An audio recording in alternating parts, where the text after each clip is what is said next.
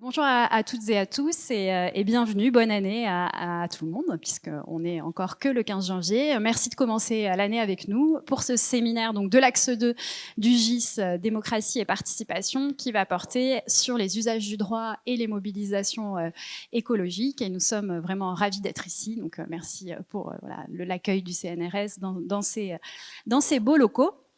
Donc la journée va se découper en 3 tables rondes. On a volontairement choisi ce format pour essayer d'avoir des échanges un peu plus libres entre nous, puisque l'idée de ce moment, c'était aussi de faire croiser des regards, ce qui est un peu à l'ADN du GIS, entre différents points de vue disciplinaires.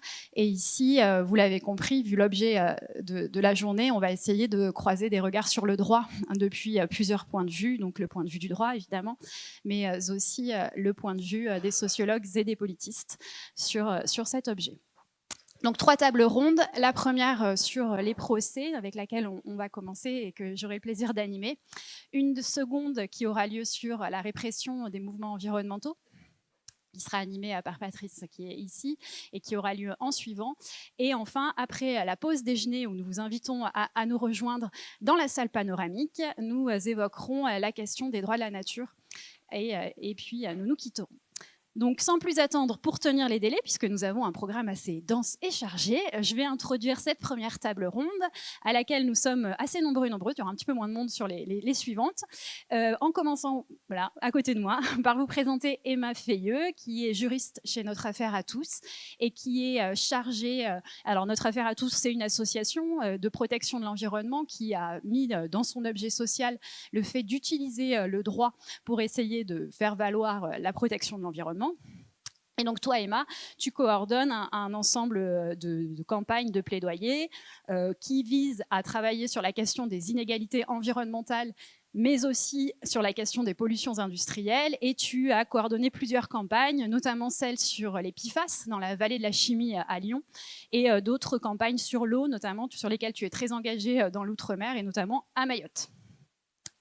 À côté de toi, nous avons le plaisir aussi d'accueillir Christophe Trény, qui est professeur de sciences politiques à l'IEP d'Aix en Provence. Et donc, Christophe, tu travailles plutôt sur la manière dont les mouvements sociaux, enfin sur l'activisme en fait, et sur les mobilisations sociales. Tu as travaillé aussi sur les émotions en démocratie et la manière dont justement, quelles émotions ces mouvements sociaux développent ou se développent dans ces mouvements sociaux. Et récemment, tu as beaucoup travaillé aussi sur la manière dont les mouvements écologistes utilisent le procès en publiant un ensemble d'ouvrages sur ce qu'on appelle les procès climatiques et dont on va beaucoup parler. Ce qui permet de faire une bonne transition avec toi, Laura Canali, qui est maîtresse de conférence à Nîmes et qui a rédigé une thèse qui est publiée chez Dalloz récemment, qui porte justement sur cette question du droit du changement climatique tel que les juges l'appliquent dans le cadre des procès, comment il se construit au procès. Et ta réflexion porte justement sur la manière dont le droit à la fois processuel et le droit substantiel est activé et influencé par ces nouveaux usages de la justice. Et enfin, dernière personne assise sur cette table ronde, c'est Clara Gonzalez. Donc Clara, comme Emma, tu es juriste, tu travailles dans une ONG, mais cette fois internationale. Alors j'hésitais à le prononcer à la française ou à l'anglaise. Je vais faire à la française, le ECCHR, qui est le European Center for Constitutional and Human Rights, qui travaille sur la manière dont les droits constitutionnels et humains peuvent être mobilisés en faveur de causes, notamment environnementales. À ce titre, tu as dirigé plusieurs campagnes dont tu nous parleras, puisque tu co-diriges un axe qui s'appelle Business and Human Rights, et notamment les affaires qui ont récemment un peu défrayé la chronique, Total Mozambique, je pense qu'on va en parler. Et ensuite, avant ça, tu avais un parcours déjà dans les associations, puisque tu avais travaillé chez Sherpa et travaillé, je pense qu'on peut le dire, sur l'affaire Total Lafarge, exactement, en Syrie. Et ensuite, tu as travaillé chez Greenpeace aussi, où pareil, tu as mené d'autres campagnes autour du devoir de vigilance dans cette ONG. Donc voilà. Donc première question, donc on a travaillé ensemble, nous, pour essayer de réfléchir à la manière dont chacun on pouvait essayer d'éclairer ces usages du procès. par les mouvements de protection de l'environnement, puisque ça n'aura échappé à personne ces dernières années, on observe un certain usage, ou en tout cas une mobilisation et une médiatisation très forte des usages des procès par les mouvements environnementaux. Et de ce point de vue, alors c'est pas très nouveau que les mouvements de protection de la nature se saisissent de la justice pour faire valoir des intérêts de protection de l'environnement, mais malgré tout, notamment cette idée du procès climatique a l'air un petit peu spécifique, et justement c'est là-dessus qu'on voulait un peu commencer la réflexion. Comment on pourrait situer, de votre point de vue, ces usages-là récents de la justice parmi la manière dont les mouvements écologistes utilisaient la justice, ou peut-être d'autres mouvements sociaux utilisent la justice? Est-ce qu'il y aurait des spécificités pour comment on peut comprendre ce mouvement? Okay, voilà, je vous laisse la parole et je commence par vous, par toi Christophe.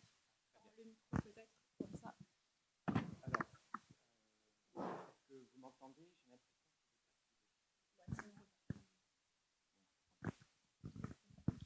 Ça marche, oui.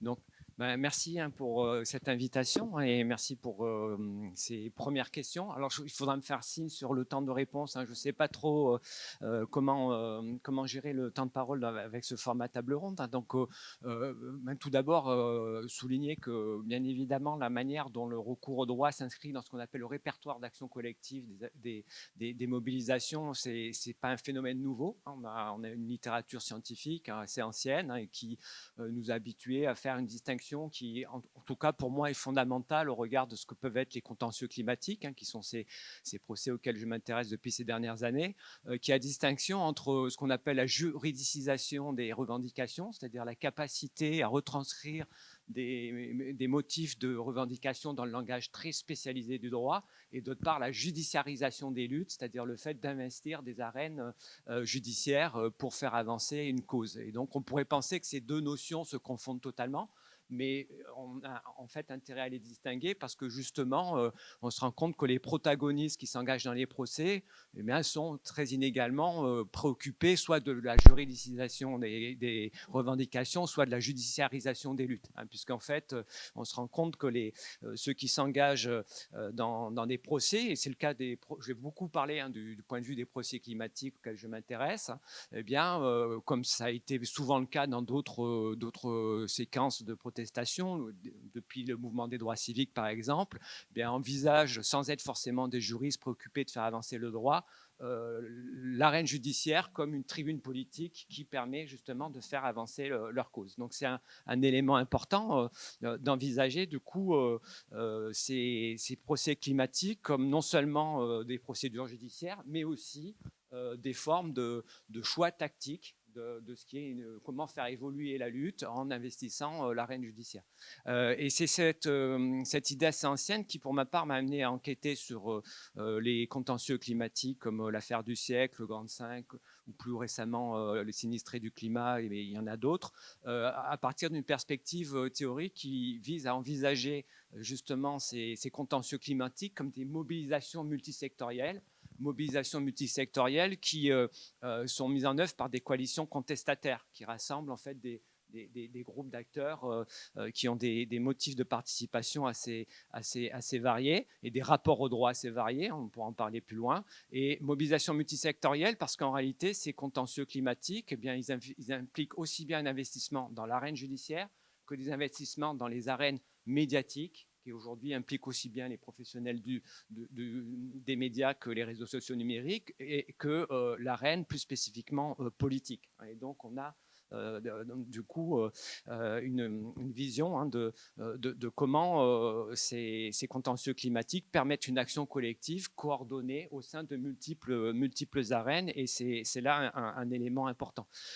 Donc des coalitions contestataires avec des acteurs assez hétérogènes. Je saute une partie, je voulais un peu revenir sur ces profils, mais je crains d'être trop long. Donc je voulais plutôt souligner que cette manière d'envisager justement les contentieux climatiques et de voir que la judiciarisation est une manière de faire évoluer le combat, en l'occurrence sur la lutte climatique, et comment une action en justice est clairement dotée d'une finalité politique.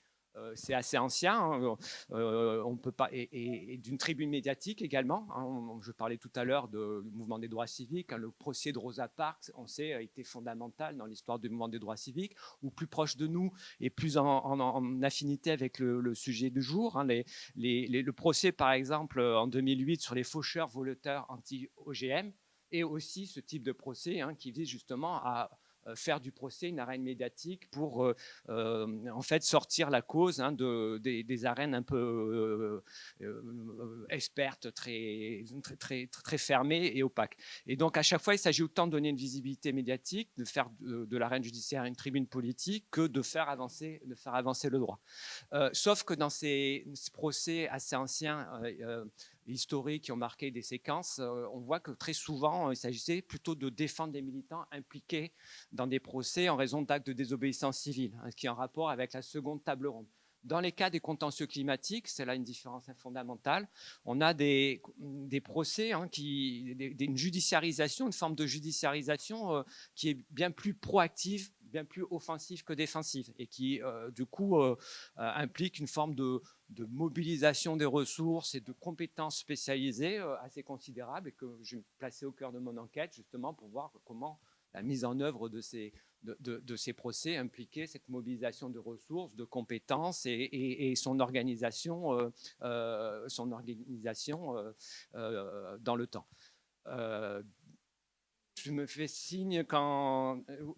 Oui, je ne veux pas mobiliser la parole dès le premier tour de table, hein, donc j'ai d'autres éléments que je pourrais ajouter par la suite. Tu me dis si je prolonge.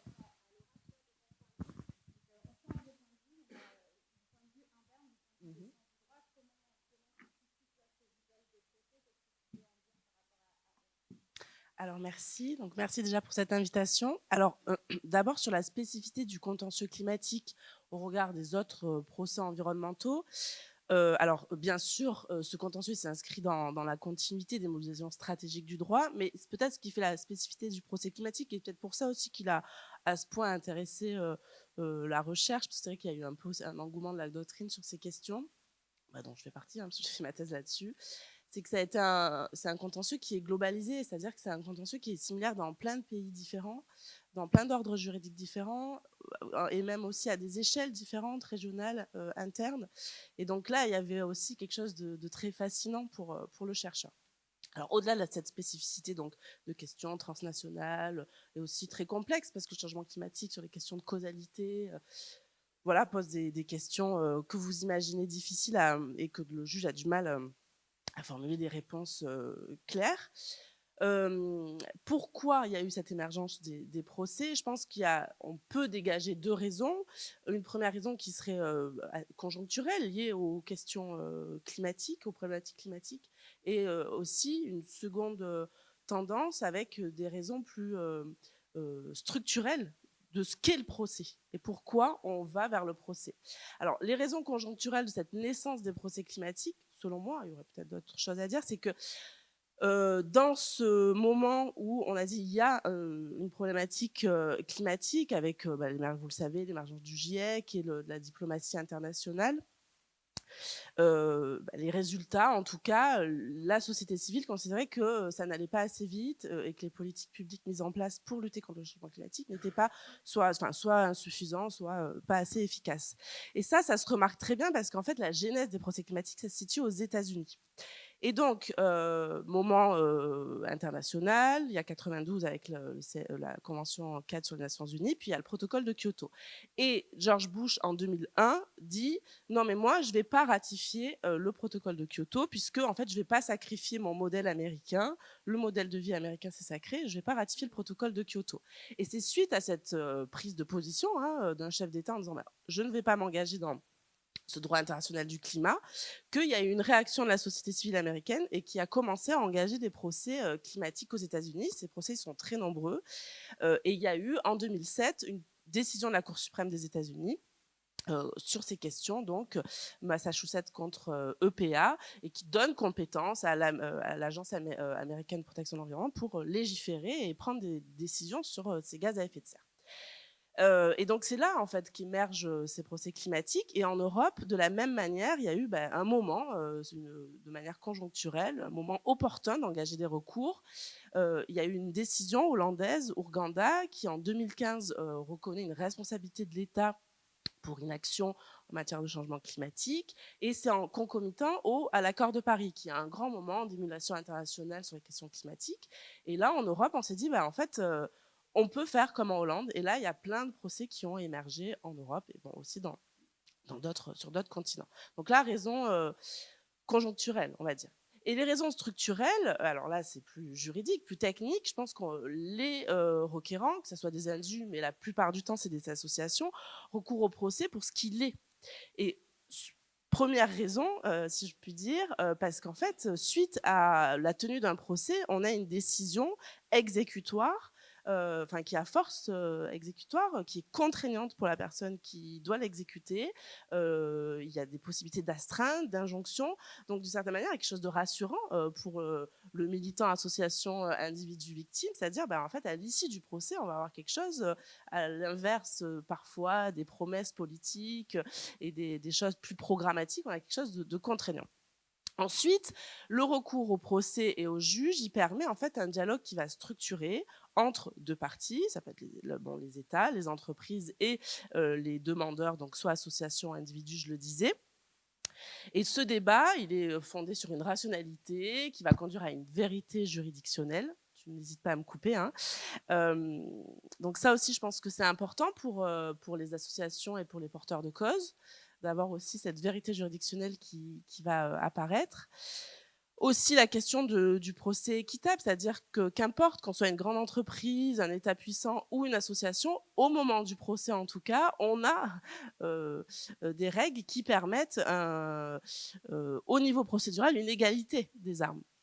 Alors il y a des ressources qui sont différentes en termes de capacité de défense, de frais d'avocat, etc. Mais malgré tout, il y a cette illusion qui n'est pas qu'illusion de cette égalité des armes. Et j'en finirai par là pour terminer. On pourra revenir peut-être au moment des questions. Il y a cette figure du juge qui est, je pense, importante aussi. C'est pour ça aussi qu'on mobilise le procès, parce qu'on est devant un juge qui, même s'il n'est pas extrait de la société, donc c'est aussi un être politique, il est traversé par les débats et les enjeux sociétaux, mais au moment de prendre sa décision, il la prend en droit. Il est un tiers indépendant face aux deux parties. Et il permet, et ça aussi je pense que c'était un moment opportun en matière climatique, en fait de venir préciser ce qu'étaient les obligations en matière de changement climatique, parce que c'est des obligations qui sont récentes en fin de compte et qui devaient être précisées, interprétées. Et ça aussi c'était un moment important pour les associations de dire il y a des normes qui commencent à apparaître, qui sont transposées, qui nous viennent du droit de l'Union européenne, beaucoup en Europe. Et donc, voilà, il y a un moment opportun pour saisir le juge et pour qu'en fait, il se saisisse de ces questions et qu'il vienne préciser à la fois sur les questions procédurales et substantielles de quoi est fait un peu ce droit climatique naissant. Voilà, pour ma lecture. Je passe. Oui, on va poursuivre. On va passer du point de vue des associations, ce qui est là aussi intéressant, du point de vue de vos deux associations. D'abord pour toi, Clara, comment ça se passe en fait, comment vous faites le choix d'aller au procès? Pour quelles raisons? Est-ce que tu peux nous expliquer un petit peu votre point de vue là-dessus? Oui, déjà merci Marine pour l'invitation.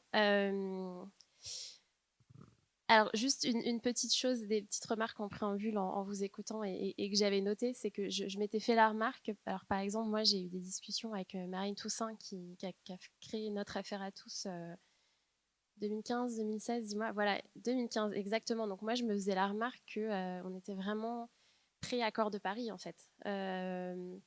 Et émerge en France un groupe de juristes qui se disent, mais tiens, en fait... il y a quelque chose qui est en train de bouger au niveau international, qui est déjà en retard en fait. Donc en France, on va être encore plus en retard. Et il faut qu'on reprenne aussi en main ces outils. Et d'où l'aspect effectivement particulièrement conjoncturel mais aussi anticipateur en fait, de tous les débats qui vont venir et de peut-être, c'était là ma deuxième remarque, une certaine mollesse du législateur à venir. Et une certaine, je pense, incapacité progressive, ou en tout cas constat de l'incapacité progressive de la société civile à influencer réellement sur le législateur et sur le pouvoir exécutif aussi d'ailleurs, et l'émergence progressive, alors qui avait été constatée, je pense, dans d'autres branches, mais en tout cas avec l'environnement et le climat, que le juge et que les juridictions, en fait, elles vont avoir un rôle à jouer d'influence sur la norme, de rôle évidemment interprétatif, pas de création, en tout cas dans nos juridictions. Et c'était effectivement un bon pari. Je pense qu'on le voit aujourd'hui. Ça a été récemment le cas aussi en Allemagne, où la Cour constitutionnelle dit aux législateurs, mais en fait, vous n'allez pas assez loin. Donc c'est inconstitutionnel. Allez-y, allez plus loin. Voilà, donc cette influence-là. Ensuite, comment nous, alors peut-être pour parler un tout petit peu de ma structure, qui est donc un nom presque imprononçable, le European Center for Constitutional and Human Rights, qui a un peu plus d'une vingtaine d'années, qui a été créé initialement sur un modèle assez américain. On est proche d'une ONG qui s'appelle le Center for Constitutional Rights, qui est basée à New York, qui est un peu proche de UCLA aussi, qui fait évidemment beaucoup de droits civils et politiques, mais plus uniquement. Donc on a été construit aussi sur un modèle initialement donc que de contentieux. On fait que du contentieux. Donc nous, on ne va pas forcément avoir la question de tiens, quel outil on utilise. Nous, on fait que du contentieux, et la question, ça va plutôt être quand est-ce qu'on va au contentieux, quand est-ce qu'on suit les personnes qui viennent nous contacter, quand est-ce que c'est utile, quand est-ce que ça va marcher, ou en tout cas contribuer à un changement dont on a besoin. Et initialement, on a fait beaucoup de droit pénal international. Et donc, on était sur la visée d'individus puissants pour des crimes pénaux internationaux extrêmement graves. Et petit à petit, en tant qu'avocat engagé, on s'est intéressé à d'autres formes de pouvoir et de puissance auxquelles finalement la société civile qui modelait les rapports sociaux, parmi lesquels évidemment les puissances économiques. Et là, c'est assez intéressant parce que finalement, notre structure, si on regarde son développement, elle suit un peu progressivement le développement de l'intérêt de la société civile vraiment pour le contentieux contre les multinationales. Et puis plus récemment, le contentieux pour le climat, pour le climat et l'environnement, qui nous est venu un peu plus tard. Et sur le contentieux, pareil, n'hésite pas à me faire signe quand j'arrive sur le contentieux contre les multinationales. On peut regarder, en fait, observer un mouvement qui est un petit peu similaire à celui du climat. C'est-à-dire qu'il y a eu tout un mouvement de société civile dans les années 90-2000 qui a cru, ou en tout cas qui s'est dit que c'était un peu l'outil qu'on avait. C'était les engagements volontaires des entreprises. C'était de pousser pour que l'OCDE, que les Nations Unies adoptent des normes comportementales des entreprises qui d'ailleurs peut-être plus tard seraient transformées, ou en tout cas nourriraient une législation plus dure et des contentieux, ce qui finalement est le cas aujourd'hui. Et assez rapidement, la société civile s'est rendue compte qu'on les menait en bateau. Alors il y a eu des tentatives aussi, il y en a encore, d'utiliser des outils de soft law, notamment les points de contact par exemple de l'OCDE, pour ceux qui ne savent pas ce que c'est. En tout cas, chaque bureau de l'OCDE au niveau national, quand il existe, quand il y a vraiment des personnes qui travaillent, peut gérer de manière en soft law des contentieux, des différends de communautés, par exemple, de personnes impactées contre des entreprises qui sont dont le siège est basé dans le pays en question. Mais évidemment, il n'y a pas de portée exécutoire, comme en parlait Laura Canani, et très rapidement aussi. C'est des différends qui durent 5, 6, 7, voire 10 ans, et à la fin, on se rend compte que finalement, l'entreprise n'applique pas, même s'il y a une décision, et il n'y a aucun moyen de la rendre exécutoire, donc ça ne marche pas. Et donc, face finalement à cette incapacité totale de faire rentrer les multinationales et leurs conséquences dans dans la norme, tant au niveau international, donc OCDE, ONU, qu'au niveau national avec les quelques tentatives qu'il pouvait y avoir, le contentieux s'est vraiment développé. Et d'ailleurs, pré-devoir de vigilance, pré-SIS Triple D, qui est le projet de devoir de vigilance européenne, et là, c'est assez intéressant parce que du coup, il y a un double rapport, alors qui de la poule ou de l'œuf, je laisserai les professeurs de droit nous l'expliquer, mais il y a vraiment eu un développement du contentieux qui a porté ses fruits, qui a d'ailleurs commencé à produire de l'interprétation des normes de comportementales en fait, de l'OCDE et des Nations Unies. Et derrière, a commencé à venir cette idée du devoir de vigilance. Alors elle était déjà un peu discutée doctrinalement, mais je veux dire appréhendée réellement par la société civile comme quelque chose qu'on peut transformer législativement parlant. Et finalement, les deux sont venus se nourrir. Et on le voit, alors moi c'est intéressant parce que je travaille en Allemagne, je fais pas du tout de droit allemand, mais en Allemagne, ça a été très parlant parce que donc, mon ONG a porté des très gros contentieux, notamment aux civils, sur le respect des droits des travailleurs, contre des entreprises allemandes qui avaient des usines au Pakistan avec des faits assez lourds, des usines qui avaient pris feu avec des centaines de morts. Et le droit civil allemand a bien été incapable finalement d'appréhender l'obligation de vigilance qu'aurait été celle de cette entreprise qui avait ces usines au Pakistan. Et cette décision-là et ce dossier-là qui avait fait beaucoup parler en Allemagne a vraiment influencé l'adoption de ce que je vais appeler le Supply Chain Act allemand, qui a créé une espèce de devoir de vigilance, alors avec un mécanisme qui est un petit peu différent parce qu'en Allemagne, c'est pas du droit civil, c'est un organe public qui s'appelle le BAFA, auquel on soumet finalement les violations des entreprises. Et c'est cet organe public qui ensuite va enquêter, remplir un dossier, interroger les victimes et rendre une décision. Alors on est vraiment au tout début de l'expérimentation de ce mécanisme. Et la prochaine étape, ce sera probablement d'ailleurs d'aller contester devant le tribunal administratif allemand les décisions de cet organisme qui s'appelle le BAFA parce qu'on peut anticiper qu'elles seront déjà malheureusement avec une interprétation un peu à la baisse. Ce qui, alors ça c'est encore un autre débat, pourrait nous en dire long sur est-ce qu'il vaut mieux un mécanisme civil avec des pouvoirs judiciaires ou est-ce qu'il vaut mieux un mécanisme public avec des agents publics en fait, qui interprètent cette loi et lesquels sont plus influençables et comment. Je m'arrête là. À ton tour de nous dire comment ça se passe à notre affaire à tous. Vous faites plus que du contentieux, vous faites aussi d'autres choses dont je te laisse nous parler. Donc comment ça se passe, quel gain vous espérez, vous, comment vous construisez vos actions, qu'est-ce qui vous décide à aller au contentieux quand vous y allez? Merci Marine, bonjour à toutes et tous. Merci au GIS Démocratie et Participation pour l'invitation et à Marine pour l'organisation de la table ronde. Alors beaucoup de choses ont été dites sur ce sujet, mais pour recontextualiser un peu l'action de notre affaire à tous, comme Clara le disait, on est né en 2015, donc dans ce contexte de la décision Urgenda aux Pays-Bas et de l'accord de Paris qui suivra quelques mois plus tard.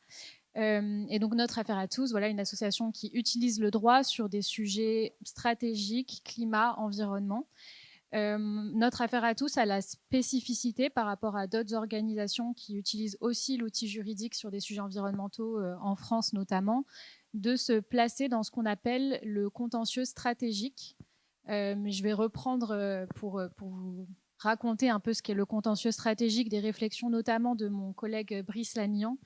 Le contentieux stratégique, on le définit pour des cas, des recours juridiques dont l'intérêt ne se situe pas que dans le recours. C'est-à-dire qu'au-delà du recours juridique en lui-même, on va chercher à créer un risque réputationnel, à entraîner de nouvelles politiques publiques, à mettre à l'agenda politique ou médiatique de nouvelles questions, à suivre une théorie du changement. Donc on voit qu'au-delà de ce qui est porté dans le recours, on va chercher à créer un débat de société autour des questions qu'il porte. Notre affaire à tous l'a d'abord fait donc, en matière climatique contre l'État. C'est ce qui est devenu l'affaire du siècle avec les 2 premières décisions de 2021 en février et en octobre. L'a ensuite fait en matière climatique toujours, mais à l'encontre de multinationales, avec des recours qui sont encore pendants, notamment contre Total Energy, avec une décision qui tombera probablement en 2026. Puis en matière environnementale, et je tiens à le dire puisque notre affaire à tous a cette vision sur la triple crise environnementale, donc crise climatique, crise de la biodiversité et crise des pollutions, et donc notamment une décision qui a été obtenue, confirmée en appel en 2025, en septembre 2025, sur Justice pour le vivant, qui a reconnu la responsabilité de l'État en matière de par rapport à l'effondrement de la biodiversité et notamment sur les carences de réglementation des pesticides. Voilà, le volet climatique, le volet environnemental et le volet autour des pollutions est notamment représenté par les actions de l'association sur la crise des PFAS, par exemple. À travers tous ces contentieux, et c'est donc pour répondre à la question pourquoi est-ce qu'on utilise le droit, ce qu'on va chercher à faire, c'est de pousser le juge à déplacer le curseur de ce qui est socialement acceptable. On va reparler tout au long de ces tables rondes de la question des impacts de ces actions. Et les impacts, ils peuvent être limités, on peut les discuter, etc. Mais dans tous les cas, dans les décisions qu'on peut obtenir, c'est vraiment une idée que je trouve intéressante, en tout cas de se dire que, par exemple, l'affaire du siècle déplace le curseur en disant qu'il n'est plus socialement acceptable que l'État, qu'il y a un tel décalage entre les discours de l'État en matière climatique et la réalité de ses actions. C'est une des raisons qui a entraîné, en tout cas, cette théorie du changement de notre affaire à tous. Un autre élément, c'est que, du coup, les campagnes qu'on construit autour des recours sont pensées tout le temps concomitamment à nos actions juridiques. C'est-à-dire qu'on ne pense très rarement, en tout cas, des recours seuls. On va toujours essayer de réfléchir à comment parler de ces actions juridiques auprès du grand public, auprès des médias, auprès de certaines communautés spécifiquement, auprès des décideurs économiques ou politiques. Donc voilà, selon les communautés qu'on souhaite toucher, comment est-ce qu'on va parler de ces actions juridiques, pour quelles raisons, pour quels objectifs. Et donc on a vraiment un double travail, et ça se voit dans les personnes qui composent notre équipe salariée notamment. On a des équipes juristes et des équipes de campagne qui travaillent ensemble sur les actions qu'on va porter pour justement créer ces débats de société. Un des exemples les plus symboliques de cette double action, double stratégie, c'est typiquement l'affaire du siècle, où on a le recours juridique avec un énorme travail juridique qui a été développé au fil des années, et de l'autre côté, un très gros travail de mobilisation qui avait été entrepris notamment avant les premières décisions et qui a abouti par exemple à la pétition de l'affaire du siècle qui comptabilise plus de 2,3 millions de signataires.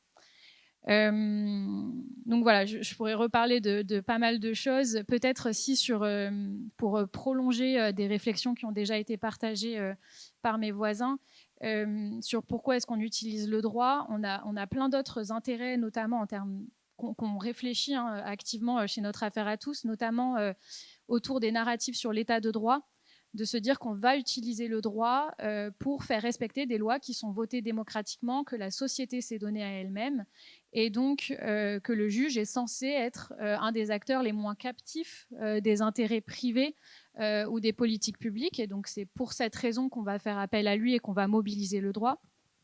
On va aussi utiliser le droit en contrepoids, on va dire, des stratégies de lobbying et des stratégies du doute des acteurs privés, en se disant que, comme ça a été un petit peu déjà dit, le moment du procès est un moment de discussion dans lequel chaque partie va devoir expliciter ses arguments, les fonder. Et donc, je vais citer, exemplifier par notamment la décision qu'on a obtenue en octobre 2025 contre Total sur son greenwashing, où effectivement le juge a reconnu certaines communications de Total comme trompeuses. Et donc voilà, ces moments du procès sont aussi des moments qu'on va investir nous pour clarifier les argumentaires et donc en contrepoids de ces stratégies du doute. Et voilà, on parlera de la suite dans les autres questions. Donc, on a commencé à voir un peu les intérêts et pourquoi on allait au procès. À présent, la question qu'on voulait voulais vous poser, elle tient à l'influence des langages. C'est-à-dire, comment vous percevez l'influence que la langue du droit va exercer sur les acteurs qui vont mobiliser le procès, et réciproquement, est-ce que ces procès ils permettent à la langue non juridique, quelle place ils peuvent donner à d'autres langages, comment ça se passe, comment de vos points de vue on peut analyser cela. Emma, est-ce que tu veux commencer? Alors moi, j'avais proposé de parler notamment d'un point de vue de la justice environnementale. La justice environnementale, c'est un courant juridique notamment, mais de mobilisation plus large, qui est né aux États-Unis dans les années 70-80. Et c'est un mouvement qui invite vraiment à repenser la place des individus dans les actions qu'on peut porter, notamment en matière de droit de l'environnement. Et il y a un article auquel je me réfère beaucoup sur le sujet d'une avocate américaine qui s'appelle Candice Youngblood. L'article s'appelle Put Your Money Where Their Mouth Is, Actualizing Environmental Justice by Amplifying Community Voices. Et en fait, dans cet article, cette avocate, elle distingue le travail qui peut être fait par des professionnels du droit en matière environnementale, le travail qui peut être fait par des professionnels du droit en matière de justice sociale, et le travail qui doit être fait par les professionnels du droit en matière de justice environnementale. Donc comment est-ce qu'en fait, quand on va travailler avec des communautés impactées, des communautés premières concernées, on doit repenser notre rôle en tant que professionnel du droit. Et je vais vous décrire ça très rapidement, mais c'est vraiment une réflexion qui influence beaucoup nos façons de travailler chez Notre Affaire à tous, pour se dire qu'en fait, c'est pas évident.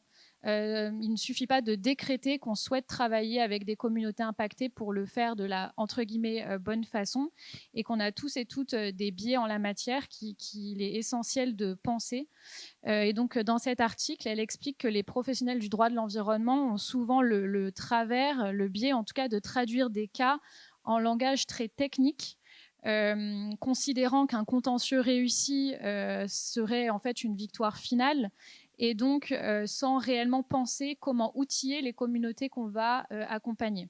De l'autre côté, on a les professionnels de la justice sociale qui travailleraient à des victoires symboliques sans les communautés, des professionnels qui seraient isolés des communautés qu'ils représentent. Et donc, elle distingue une troisième voie, qui serait les professionnels du droit travaillant dans le courant de la justice environnementale. Elle l'articule autour de 3 principes: l'autonomisation des communautés, la représentation et le droit qui doit être perçu comme moyen et non comme fin. Et donc, en fait, ça signifie bien dans cette pratique-là, dans cette réflexion, que le contentieux doit faire partie d'une stratégie plus globale, que les communautés doivent être reconnues comme expertes de leur sujet, et que les professionnels du droit travaillent avec elles pour les outiller. Un exemple très concret de ces réflexions-là, c'est ce qu'on essaye de faire dans la vallée de la Chimie. On accompagne plus de 200 riverains contre 2 entreprises, Arkema et Daikin, qui produisent des PFAS depuis plusieurs décennies, qui en déversé en tout cas par tonnes dans le Rhône pendant des années. Donc les PFAS sont une famille de molécules ultra persistantes, les plus persistantes jamais fabriquées par l'homme, et qui sont associées à divers risques pour la santé et l'environnement. La vallée de la Chimie, au sud de Lyon, étant un des hotspots de cette contamination. Et donc, on a commencé à travailler avec ces riverains pour demander réparation de leurs préjudices. Et en fait, ça a été un vrai travail de sortir de nos biais de juristes, de se dire, mais en fait, tout le monde ne connaît pas la différence entre pénal et civil. Et pourtant, les personnes qu'on accompagne connaissent bien mieux que nous les problématiques avec lesquelles ils vivent. Parce que finalement, nous, on ne vit pas à 5 mètres des usines, on n'accompagne pas nos enfants jouer sur le terrain de foot qui est pareil en contrebas de ces usines. Et donc, comment on fait pour partager nos expertises? Et ça a été un vrai travail de pédagogie, mais de pédagogie dans les 2 sens, que de mettre en commun, on va dire, ces différentes connaissances et donc d'essayer de nous ne pas venir en fait avec nos stratégies juridiques déjà pensées et d'essayer vraiment d'organiser un échange dans les deux sens. Il y a divers dispositifs, je m'en arrêterai là, il y a divers dispositifs en France qui se développent sur ces questions-là pour populariser l'accès à la justice, l'accès au droit de manière générale. Je citerai notamment les dispositifs des instituts éco-citoyens qui se développent dans différentes zones polluées en France. Le premier étant installé à Fos-sur-Mer depuis 2010, qui vise à créer à la fois sur les aspects scientifiques, mais dans certains instituts comme celui qu'on vient de créer dans la Vallée de la Chimie, aussi en matière juridique, un accès citoyen en fait, et à remettre le citoyen au centre de la question de la gouvernance des risques industriels, en créant un accès à la science qui soit beaucoup plus facile, dont ils aient le contrôle aussi. Et donc, on essaye de le faire aussi en matière juridique dans la veille de la chimie. Je pourrais en reparler. Laura, donc là, toi, on a compris, beaucoup examiné les argumentaires, parce que dans ta thèse, tu te contentes pas d'aller lire des décisions de justice, mais tu as aussi fait tout un travail d'archéologie des écritures.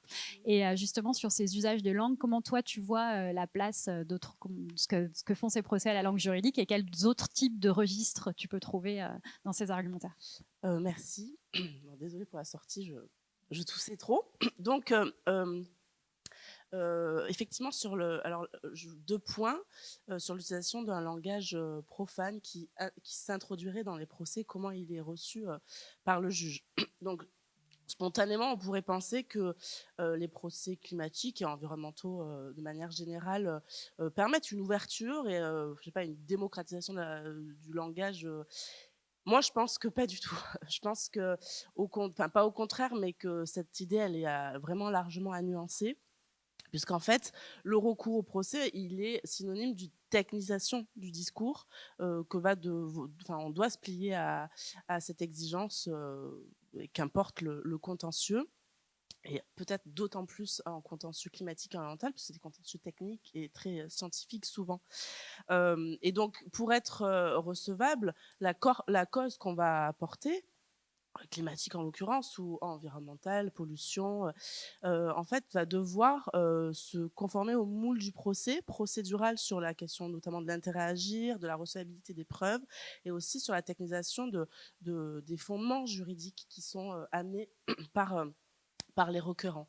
Et donc, en fait, c'est pas une ouverture à des langues profanes, là, cette expression que tu as employée, mais plutôt, en fait, d'une mise en conformité des revendications qui peuvent être profanes à ce moule du procès et du droit. Alors, là, on vient de terminer avec Christophe un projet ANR sur la question des expertises en matière de changement climatique, l'ANR Proclimex. Et dans ce cadre, notamment, j'ai analysé avec Ève Trullier quel type de savoir était mobilisé dans les contentieux climatiques. Et en fait, ce qu'on s'est rendu compte, on a étudié dans différents continents, qu'il y a en fait certains types de savoirs, notamment le savoir profane. Alors bon, je ne vais pas trop rentrer dans les questions lexicales, mais on va dire les savoirs autochtones, locaux, et en fait donc des savoirs vernaculaires, expérientiels. Donc en fait aussi des témoignages. Là, on revient sur les modalités de preuve en droit procédural. Le témoignage, si des témoignages sont apportés, donc qui amènent un discours profane, en tout cas du vécu de la victime, en fait, il doit toujours être couplé avec du savoir, de la science institutionnelle, soit internationale, soit privée. On l'a remarqué beaucoup institutionnelle avec sur les questions macro, le rôle du GIEC prépondérant, et ensuite toutes ces institutions internes, des agences, notamment en France, le Conseil pour le climat, dans les contentieux climat devant le juge administratif, où là, en fait, c'est les requérants qui amènent ce type de preuves et le juge se fonde là-dessus. Donc, la question du savoir profane, il va falloir encore continuer les associations d'essayer de faire bouger sur ces questions, puisqu'à l'heure actuelle, voilà, moi je pense qu'il y a le langage profane, en tout cas, les types de savoir sont peu représentés, sont peu présents dans le contentieux climatique. Ensuite, sur les types d'argumentaires et la réception par le juge, alors bon, c'est difficile d'avoir en peu de temps un propos là-dessus parce qu'il y a donc une diversité de contentieux, on l'a dit, public, privé, à l'échelle régionale, internationale, nationale, Donc sur les fondements de droit public, ça peut être du droit constitutionnel, du droit administratif, du droit de l'environnement, du droit de l'urbanisme à la marge lorsque c'est aussi des questions de permis, de la responsabilité, de la légalité, puis alors contentieux privé, voilà, le devoir de vigilance, on en a parlé je crois, j'étais un peu à l'extérieur, mais la responsabilité civile, il y a aussi le droit de la consommation, le droit pénal qui peut être mobilisé. Le fait est ce qu'on remarque, alors là je vais prendre juste le spectre du contentieux français, parce que je ne peux pas parler des contentieux européens ou extra-européens. Par exemple, dans le recours Grande Sainte, premier recours climat en France, les requérants mobilisaient tout un argumentaire fondé sur les droits de l'homme, à la fois issu des droits fondamentaux du droit constitutionnel, charte de l'environnement, et aussi l'article 2 et 8 de la Convention européenne des droits de l'homme, donc droit à la vie et droit à la vie privée et familiale. Alors, on le sait, vous le savez, ou en tout cas, là, je vous le dis, c'est un recours qui est considéré comme victorieux, puisque l'État a été condamné, suite donc à ce recours en légalité, à des injonctions à faire plus en matière climatique, sur la trajectoire, mais ce n'est pas du tout sur ce fondement des droits de l'homme et des droits fondamentaux. En droit administratif, il y a eu l'économie de moyens des juges, donc là, les juges avaient été saisis sur ces questions, mais économie de moyens n'a pas eu à se prononcer, donc à dire pourquoi il ne retenait pas le fondement en droit de l'homme, droit constitutionnel. Donc là, on voit, il y a eu politique jurisprudentielle. À ce moment-là, je pense, le juge ne s'est pas prononcé. Par contre, vu que depuis, il y a eu la Cour européenne des droits de l'homme qui s'est prononcée et qui donc a reconnu qu'en matière climatique, il pouvait y avoir l'article 2 et 8, une violation lorsqu'il y avait une inaction de l'État, en l'occurrence c'était la Suisse, là, la politique jurisprudentielle du Conseil d'État et du juge français va devoir bouger. Peut-être aussi, ça peut s'expliquer, alors j'ai pas eu des conversations avec les juges ces questions français, mais ils savaient que la Cour européenne allait se prononcer à plus ou moins moyen terme, court terme, et donc le juge français s'est retenu de se prononcer en attendant que la Cour européenne pose et fixe sa position. Voilà, un exemple des effets de la réception. J'ai encore une petite minute. Une toute petite minute. Alors, ce qui est intéressant, je pense, sur les questions environnementales et climatiques, alors peut-être sur les pesticides, je suis moins au fait, je laisserai la parole à d'autres, à mes collègues, mais sur la question de la circulation des argumentaires, ce qui est intéressant, et je le disais, le contentieux climatique, c'est un contentieux qui est, on va dire, globalisé. En tout cas, c'est aussi un travail en réseau, même qu'on soit dans... Bien sûr, les ordres juridiques sont hermétiques, on va dire, mais il y a des plateformes, des sites internet qui permettent de centraliser toutes les requêtes, c'est traduit en anglais, les décisions. On remarque aussi, chose qui est peu commune en France, alors les décisions ne sont pas traduites en anglais par les juridictions, mais il y a des communiqués de presse en anglais qui se sont faits sur les décisions climatiques. Et donc ça, c'est vrai que c'est intéressant aussi à analyser, de voir qu'il y a une circulation des argumentaires juridiques. Ce qui a marché dans un pays va être aussi, et peut-être c'est là les associations qui pourront en parler mieux que moi, repris, dire ah, ça c'est intéressant, est-ce qu'on peut un peu le transporter dans notre ordre interne? Voilà, ça c'est aussi peut-être aussi une spécificité climatique, bien qu'il existe aussi des plateformes qui recensent les contentieux pesticides, voilà, justice pesticides à l'international. Donc là aussi, ça peut être. Voilà, donc je rends le. Clara, même question. Qu'est-ce que tu peux nous dire de ton point de vue? Alors, on a bien compris que toi, tu mobilises d'autres types de droits, plutôt du droit pénal international, droit international des droits de l'homme. Non, alors tout type de droit. Finalement, on ne fait pas beaucoup de droit public, nous, mais dans notre, disons, parce qu'on est, nous, l'équipe Business and Human Rights. On est une équipe de 10 juristes, mais en fait, on est à peu près tous des privatistes quand même. Juste peut-être pour rebondir sur 2-3 petites choses. En fait, la mobilisation multisectorielle dont vous parliez tout à l'heure et le rapport aux droits variés des acteurs impliqués dans une lutte où on va avoir une stratégie contentieuse. En pratique, ça a pour effet de donner aux juristes, aux avocats engagés dans ces pratiques un double rôle pour moi de traduction. Donc nous, on va effectivement être dépositaires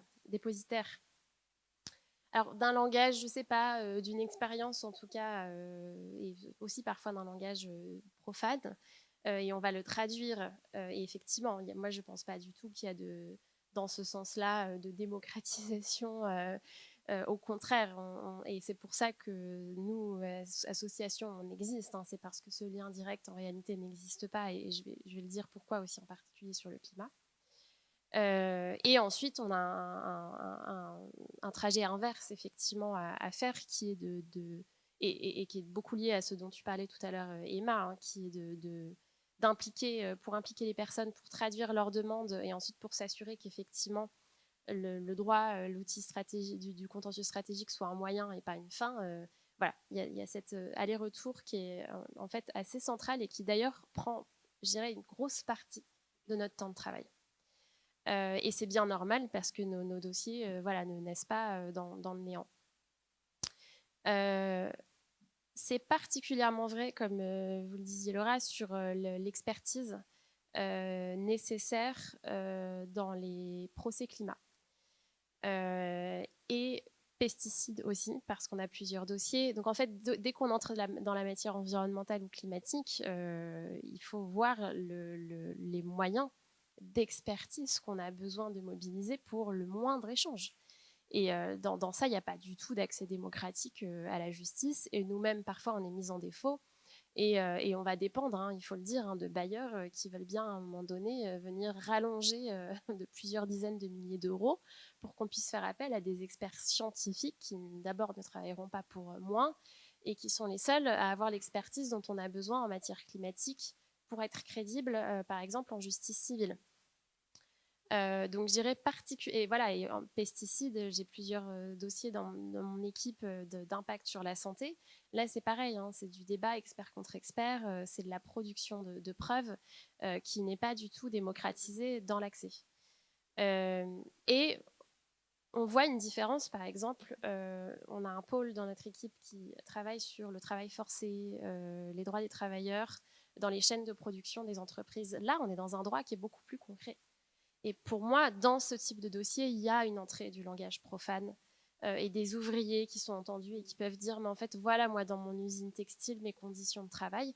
Et finalement, le droit du travail tel qu'il existe permet beaucoup plus d'appréhender ce que c'est un quotidien, ce que c'est une machine, ce que c'est voilà, de venir travailler enceinte 8 mois ou quand notre bébé il a 2 semaines, etc. Donc, il y a une spécificité en ce sens-là pour moi du procès climatique et environnemental très très clairement, qui ne permet pas d'accès au langage profane en interne.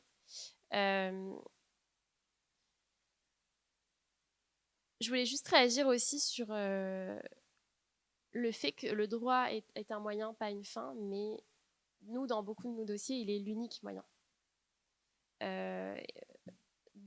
d'entrer dans le rapport de force avec l'acteur économique qui est en face. Ou alors, il est l'ultime recours.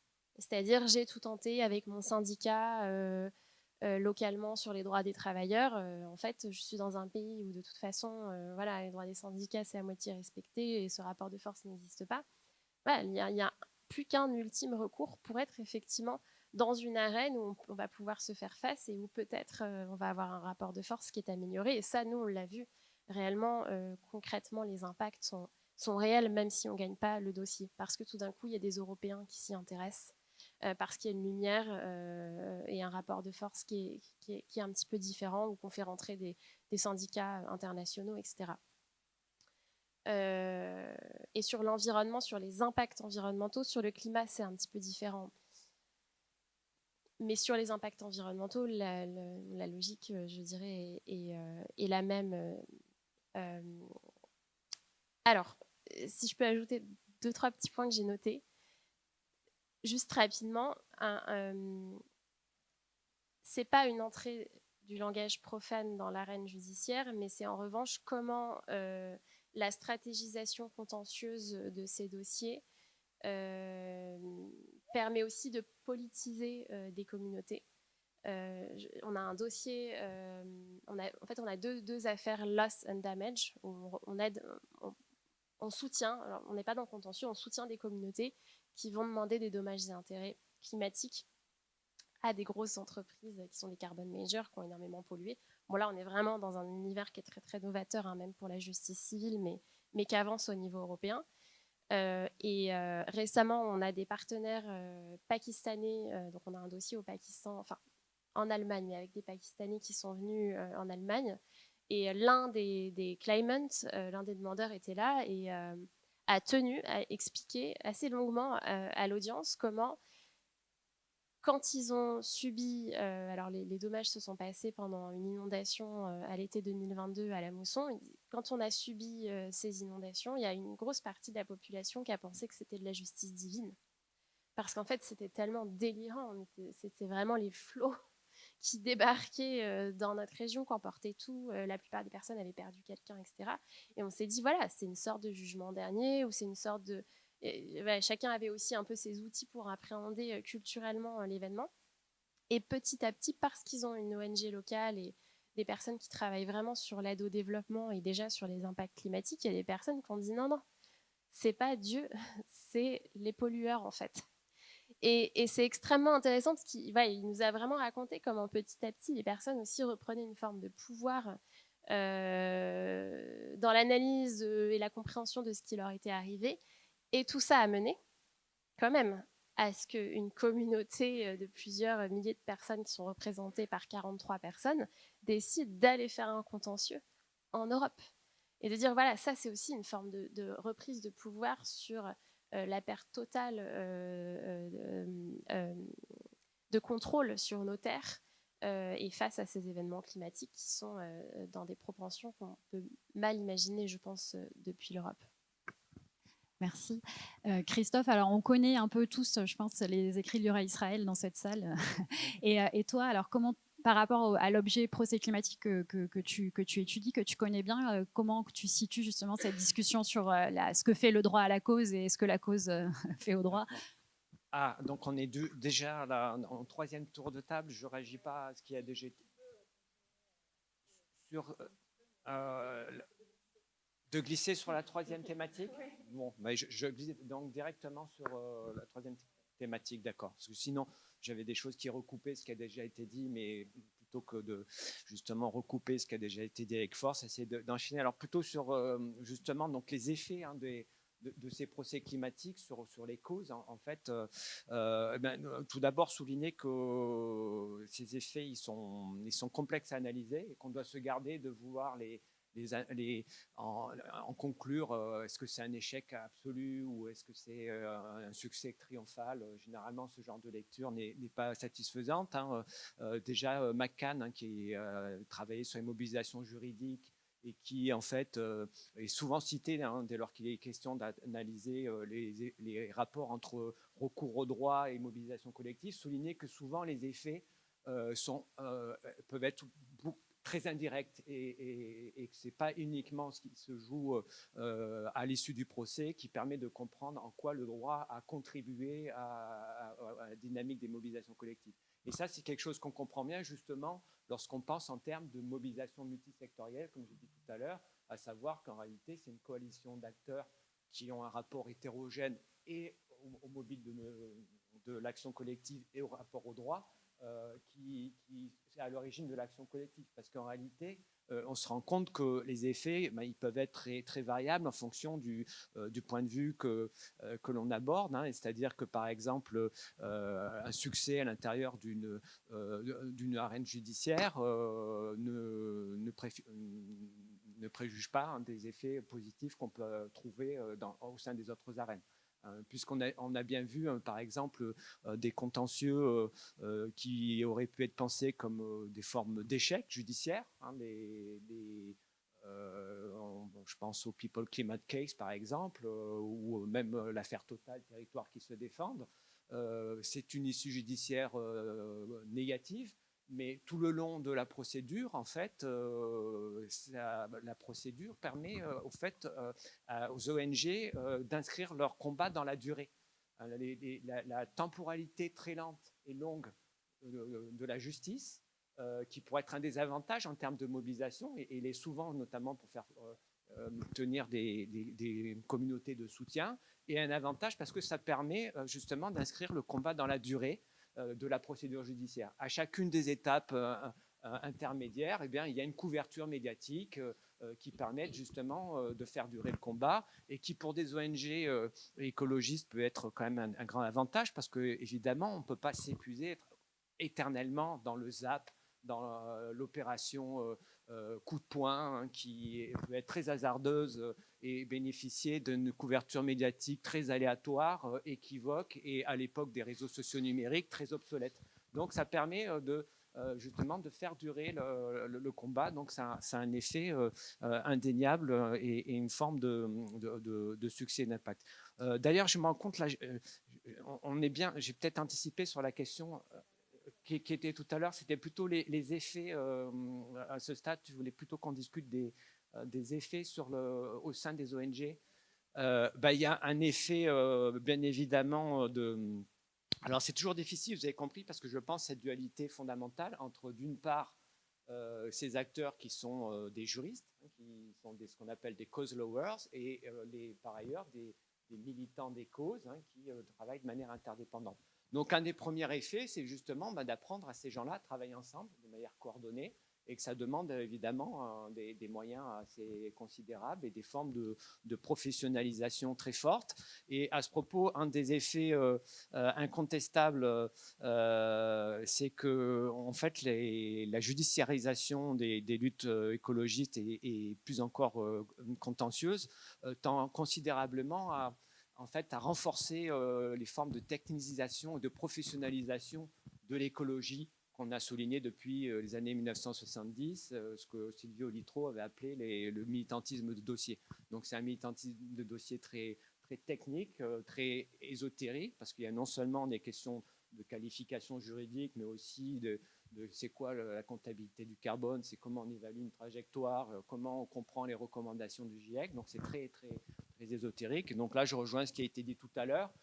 C'est-à-dire justement, et pour essayer de faire tenir les deux questions, comment, compte tenu de ce qui a été souligné, c'est-à-dire une forme de technicisation très forte de ces dossiers judiciaires et la volonté justement d'inclure une forme de langue profane et de s'ouvrir à une forme de démocratisation. J'essaie de faire tenir les deux thématiques. Eh bien, pour ma part, j'ai analysé comment il y a une forme de diglossie assez impressionnante, c'est-à-dire de cette capacité à switcher dans deux langages, un langage très technique, ésotérique du droit, et un langage commun de préoccupations liées au changement climatique. Mais ce langage commun, il est rien d'être banal, hein, il demande tout un travail de formalisation que là encore j'ai mis au cœur de mon analyse et qui renvoie à tout ce travail de chargé de communication qui, au sein des ONG, un travail justement à faire valoir justement l'intérêt de ces procès judiciaires aux yeux du grand public, hein, qui est donc tout un savoir-faire spécifique militant particulier. Et donc il y a un effet de technicisation et de professionnalisation, non seulement en termes de compétences juridiques, mais aussi en termes de compétences de médiatisation de ce que c'est que l'arme du procès.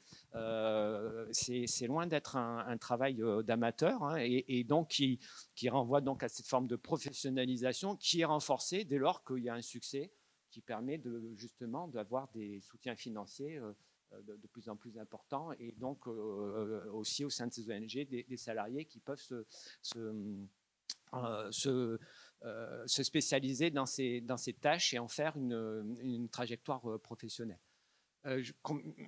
J'ai un peu digressé entre différentes thématiques parce que je me suis rendu compte qu'en voulant me détacher de ce qui avait déjà été dit, j'ai peut-être glissé sur une thématique que je voulais traiter ultérieurement.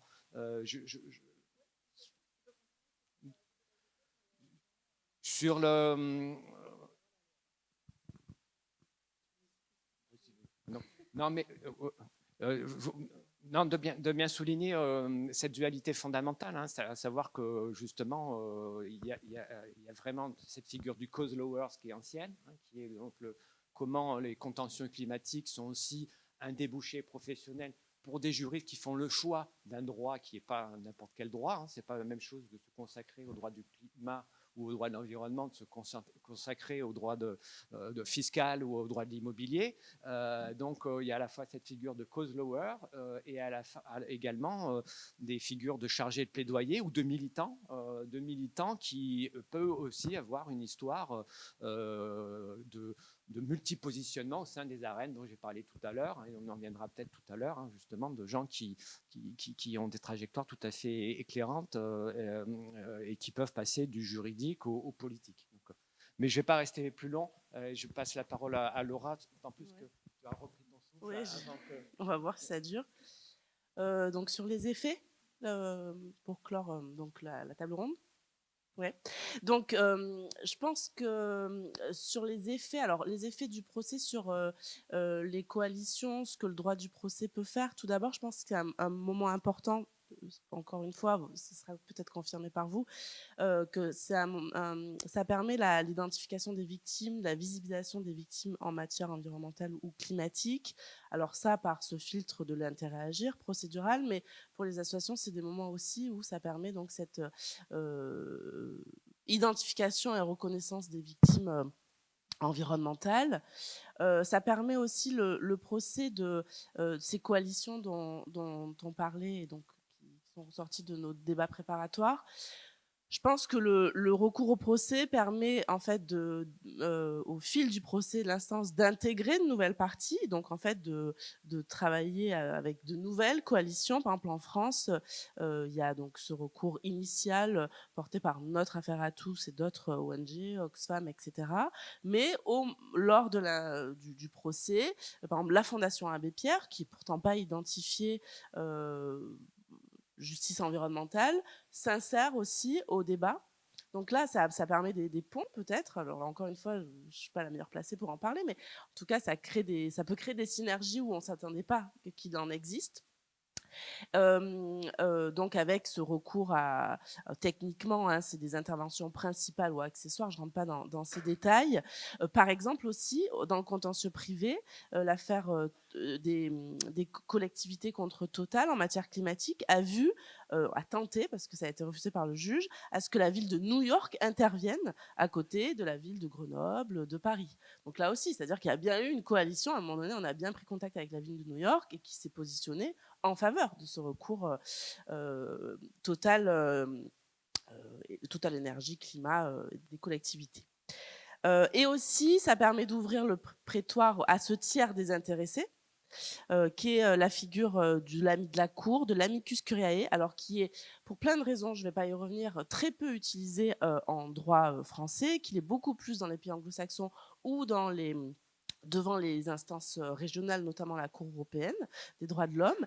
Mais alors là aussi, c'est intéressant, sur la loi devoir de vigilance de 2017, donc je dis ça de but en blanc, mais peut-être que des détails doivent être apportés. Je ne sais pas si ça a déjà été fait. Bon, très rapidement, loi 2017 qui impose à certaines grandes entreprises d'établir un plan de vigilance qui identifie les risques de leurs activités et qu'elles peuvent aussi subir sur droit de l'environnement, droit de l'homme, sécurité au travail, etc. Je clôt cette parenthèse. Et donc, dans le cas de ce contentieux naissant, parce que la loi, c'est de 2017, là, le juge civil fait appel à des amicus curiae. C'est très rare et c'est pour ça qu'on le souligne. Et c'est intéressant parce que ça permet d'introduire un tiers désintéressé qui est un sachant, qui n'est pas en lien avec l'affaire, qui n'a pas d'intérêt avec le litige, de venir apporter une connaissance au juge, mais qui n'est pas un expert. Donc, ce n'est pas un expert du fait, hein, pour la preuve, mais d'entourer le juge d'une connaissance sur des questions. Voilà, c'était 3 universitaires parisiens, dont Marianne Frison-Roche, sur la nature et le contour du devoir de vigilance. Donc là, c'est sur cet aspect procédural. Et j'en terminerai sur les effets que ces procès peuvent avoir, alors non plus sur les coalitions, sur les personnes qui viennent agrémenter ces procès, mais peut-être sur les effets sur le droit substantiel. Alors, moi, ce que je dis dans ma thèse, c'est que dans tous les cas, le procès climatique, ces procès viennent permettre aux juges de se positionner et donc de permettre une réalisation juridictionnelle du droit, c'est-à-dire de préciser des normes qui sont, parce que ça vient du droit européen ou de la loi, qui sont par définition générales. Donc, cette précision aussi, et cette interprétation nous éclaire sur les contours du droit climatique. Mais au-delà de ça, et je pense que ça c'est déjà remarquable dans plein de contentieux environnementaux, la multiplication des procès sur des questions qui traversent la société ou qui traversent l'état de l'environnement, la multiplication des contentieux font dire aux juges qu'il faut se positionner. C'est le moment opportun en jurisprudence de prendre une position. Et ça, c'est très clair avec le contentieux qui met en fait, qui est le point d'orgue d'un contentieux qui depuis des années était présent devant les tribunaux de première instance ou d'appel sur le préjudice écologique. Et en 2012, la Cour d'appel après la Cour de cassation prend position et ensuite, effet sur le droit substantiel et le droit positif, le législateur reprend ce que a permis d'avancer la jurisprudence. Et donc en 2016, on a la loi sur la biodiversité qui introduit dans le Code civil la réparation, un régime spécifique de réparation du préjudice écologique. Alors là, on va dire évolution positive. On pourrait, par exemple, et ça, il faudra le voir à l'avenir, il y a eu une tribune dans Le Monde portée par Christelle Cournine sur la création d'un fonds d'indemnisation. Peut-être que la multiplication des contentieux climatiques en lien aux questions d'indemnisation suite à des catastrophes va faire dire, alors peut-être qu'un jour, première étape, le juge va se positionner et va dire oui, adaptation, vous êtes condamné, etc. Mais aussi, le juge, le législateur va dire eh ben là, il faut prendre une loi, parce que c'est trop gros, c'est trop important, ça va toucher trop de monde, donc peut-être création d'un fonds d'indemnisation. Certains chercheurs le souhaitent. Alors par contre, il y a aussi des effets contre-productifs, et je mets des guillemets, et j'en terminerai là-dessus, et ça pourra faire l'objet de débats de ces procès, en tout cas de ces juges qui se positionnent. Je vais prendre un exemple très récent, c'est l'avis de la CIJ de juillet 2025 où la Cour de justice internationale, c'est un avis consultatif, c'est pas un contentieux, mais bon, c'est quand même le positionnement du juge international qui a donc défini et précisé la nature et la portée des obligations internationales en matière de climat. Donc très bien, une avancée. Les commentateurs étaient en majorité très satisfaits de ce positionnement du juge de La Haye. Par contre, ce qu'on remarque effet contre-productif rétroactif, c'est que certains États, dans les négociations internationales, et notamment à la COP30 de Belém, on dit non mais nous, suite à ce que la CIJ vient de dire, en fait, on va plus s'engager dans l'ordre international et avec les traités internationaux, l'instrument des traités, parce qu'en fait, derrière tout ça, on vient de nous dire que c'est contraignant. Donc, il peut y avoir des effets effets contre-productifs aux procès environnementaux et ou climatiques. Emma, tu veux poursuivre? Oui, ça me fait penser, moi, à la stratégie nationale biodiversité. Quand elle a été élaborée, juste après l'affaire du siècle où était en cause une autre stratégie nationale, la stratégie nationale bas carbone, il y avait eu tout un ensemble de déclarations du ministre. Ah non, mais elle n'est pas contraignante celle-ci, vraiment. Donc, ça peut effectivement, mais peu importe. Emma, je te laisse compléter donc sur ces effets. Vous, comment vous les percevez? C'est un exercice qu'on a mené de façon proactive chez Notre Affaire à tous, de penser nos impacts. Donc, je vais vous restituer un peu cet exercice de façon transparente et non exhaustive. On considère qu'on peut avoir des impacts sur différents plans. On a en premier lieu des impacts qui peuvent être directs, donc induire un changement de comportement chez l'acteur qu'on va attaquer, des impacts réputationnels. On considère aussi que le contentieux aujourd'hui est un des outils pour chercher la réparation. Donc on met un outil du système au service de personnes qui sont victimes du système. Via ces contentieux, on peut aussi chercher à intégrer les coûts cachés, des externalités négatives des activités économiques notamment. Donc ça, c'est ce qu'on peut rassembler dans les impacts directs. On va aussi chercher des externalités de nos actions, des externalités qui peuvent porter sur ce qu'on attaque ou sur les institutions judiciaires. Donc, par exemple, on a aujourd'hui des retombées positives avant même d'avoir des décisions. Sur l'affaire contre BNP Paribas, fondée sur son devoir de vigilance par rapport au financement qu'elle peut apporter à l'industrie fossile. On n'a pas encore de décision sur ce cas, Elle n'a pas encore été audiencée, mais BNP s'est déjà engagé depuis le lancement de notre assignation à arrêter tout nouveau financement à des projets pétroliers ou gaziers, qui était une des demandes initiales du recours. Et on a eu d'autres engagements en 2024 également là-dessus. Donc c'est le genre d'externalité au-delà de la décision qu'on peut rechercher. Dans les externalités, on a aussi on recherche des précédents qui peuvent réguler en fait tout un secteur.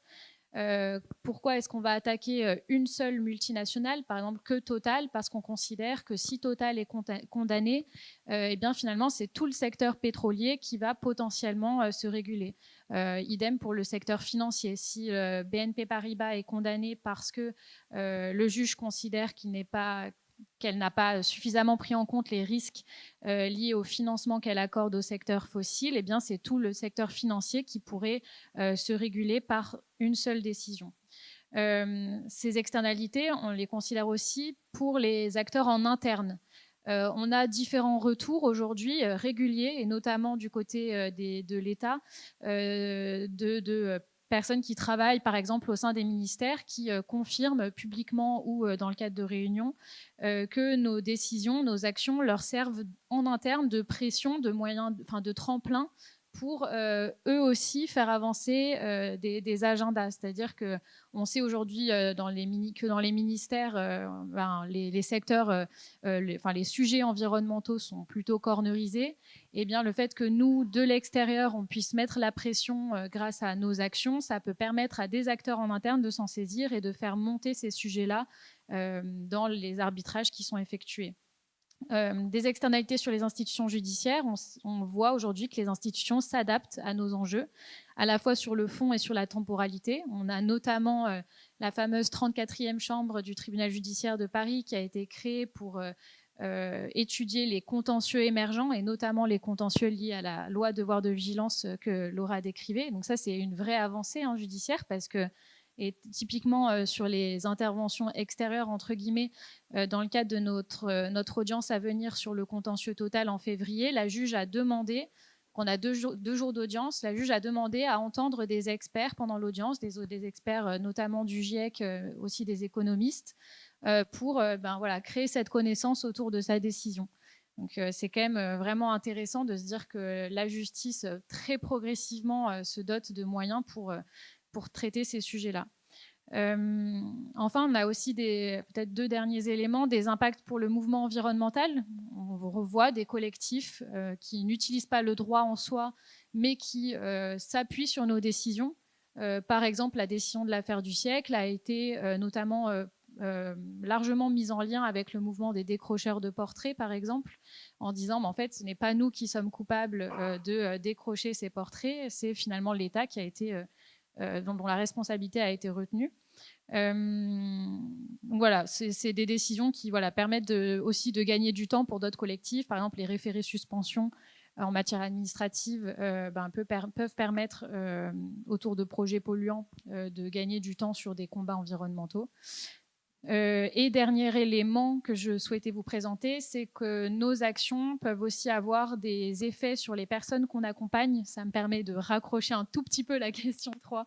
Mais en termes, on l'a déjà mentionné, mais je trouve ça vraiment intéressant de se dire que nos actions doivent permettre d'outiller plus généralement des personnes qui sont impactées par la crise environnementale, la crise climatique. Je parlais de notre action sur les PFAS, mais on travaille aussi sur l'accès à l'eau potable dans les territoires dits d'outre-mer, avec des associations de terrain qui sont largement engagées, outillées, compétentes, etc., mais qui souffrent d'un manque très fort de visibilité sur leur combat. C'est flagrant sur les sujets ultramarins qui sont très très peu repris dans la sphère médiatique et politique nationale. Eh bien, le fait qu'il y ait des associations nationales qui simplement s'intègrent, un peu comme le décrivait Clara aussi, avec des communautés impactées à l'étranger. Malheureusement, les territoires ultramarins parfois sont traités comme tels, tant ils sont peu traités dans la sphère médiatique. Le fait qu'une ONG nationale s'intéresse et les soutienne, simplement sans même rajouter à leur combat parfois, ça permet parfois à leur combat d'être davantage traité. Bon, voilà, je m'arrêterai là, mais cette question des impacts peut être traitée de plein de manières différentes, et pour dire que c'est important de dire que l'impact de notre action ne tient pas qu'à la décision qu'on va obtenir, comme vous le voyez un petit peu.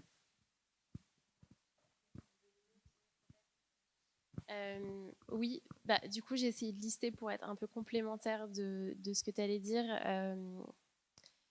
Évidemment, il y a un objectif principal qui est de faire bouger la situation des personnes affectées et les rapports sociaux en cours qui sont le cas eux-mêmes, avec parfois d'ailleurs des objectifs primaires, des objectifs secondaires, en se disant, voilà, si on sait qu'on ne peut pas obtenir la demande en entier, quels seraient en fait les sous-objectifs. Et là, la stratégie contentieuse parfois se construit autour de ça, d'un objectif intermédiaire. Il y a évidemment, pour nous en particulier, comme pour notre affaire à tous, qui sommes des associations vraiment de juristes, un objectif et un espoir d'avoir des conséquences sur l'appréhension par le droit des rapports sociaux en cause, et pour nous en particulier sur les rapports économiques et l'appréhension par le droit des acteurs des multinationales. Bon, là, je ne vais pas revenir sur ce que j'ai dit, sur ce que vous avez développé aussi, sur comment le devoir de vigilance français, allemand, maintenant les discussions européennes sont finalement aussi une conséquence de cette appréhension primaire par aussi les juridictions de ces rapports sociaux. Et il y a évidemment, puisqu'on est dans une bataille politique, une volonté, et parfois ça fonctionne, d'avoir un impact sur... alors j'ai appelé ça l'hégémonie culturelle, voilà, une perception aussi des acteurs sociaux qu'on vise. Et j'ai un exemple qui est assez concret et qui me permet de digresser un peu du climat et de l'environnement, mais d'aller sur le terrain du droit pénal international, avec l'affaire Lafarge notamment, où ça nous permet progressivement, que ce soit d'une hégémonie culturelle, disons, un peu grand public, mais aussi en réalité juridictionnelle, et des acteurs qui la composent, de se faire à l'idée que peut-être en fait les acteurs économiques ne sont pas neutres quand ils opèrent en conflit armé, et que peut-être même pourraient-ils se rendre complices de crimes internationaux.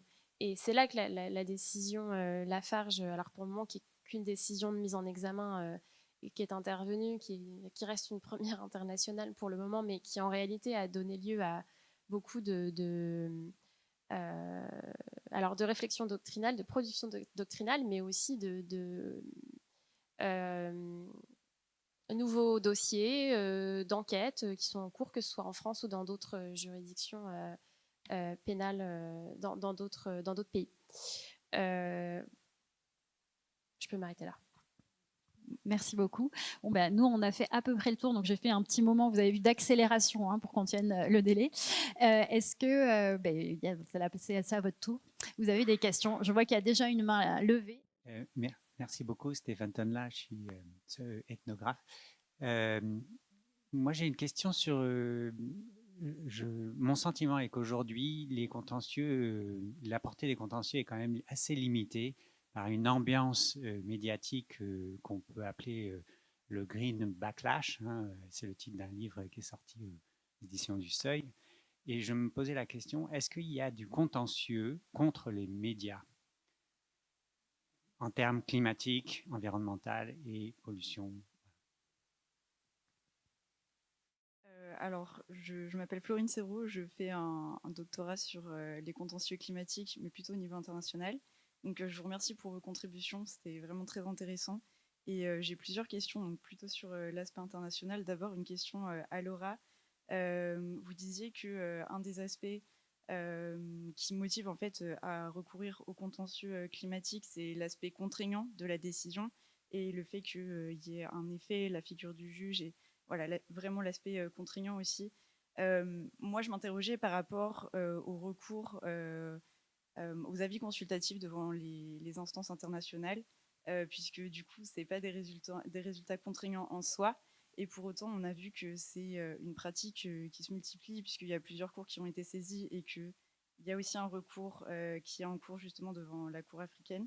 Et du coup, je me demandais ce que vous en pensiez et qu'est-ce que vous pensez que sont en fait les sources de motivation pour recourir à ce type de procédure, au-delà justement de l'aspect contraignant. Et j'avais une deuxième question aussi sur spécifiquement l'avis consultatif de la Cour internationale de justice, où vous avez dit, je crois, que justement il y avait eu aussi des effets contre-productifs de cette décision.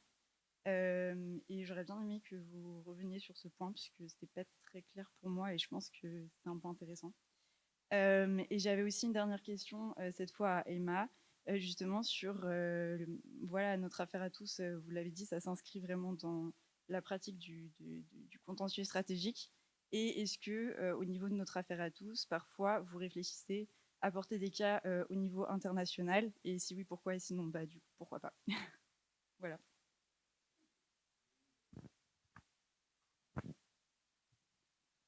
Donc, je suis Héloïse Ney, sociologue. Merci beaucoup pour toute cette table ronde. C'était vraiment passionnant. J'ai deux questions. La première, c'est sur le financement en fait, de vos associations et de ces procès.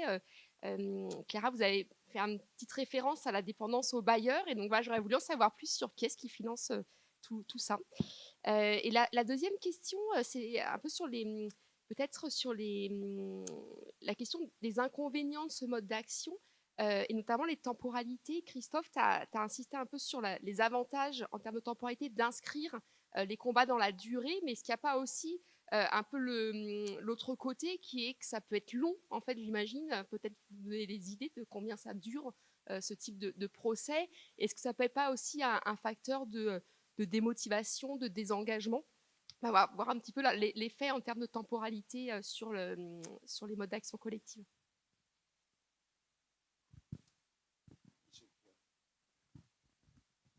Merci, Michel Prieur. Quelques commentaires, une petite question.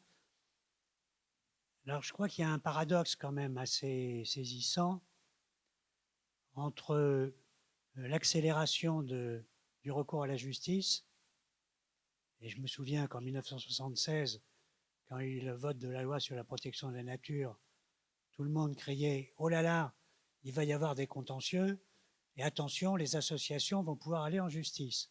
Et donc, c'était vent debout contre le recours des associations en justice. Et il fallait se battre pour que ça puisse être permis. Et que depuis que les associations vont de plus en plus en justice, le paradoxe, c'est que comme par hasard, c'est au moment où le droit de l'environnement recule de plus en plus. Et donc, quel lien y a-t-il ou pas entre cette accélération du recours à la justice et cette accélération du recul de l'environnement? Deuxième observation sur les procédures. Évidemment, c'est au cœur de l'accès à la justice.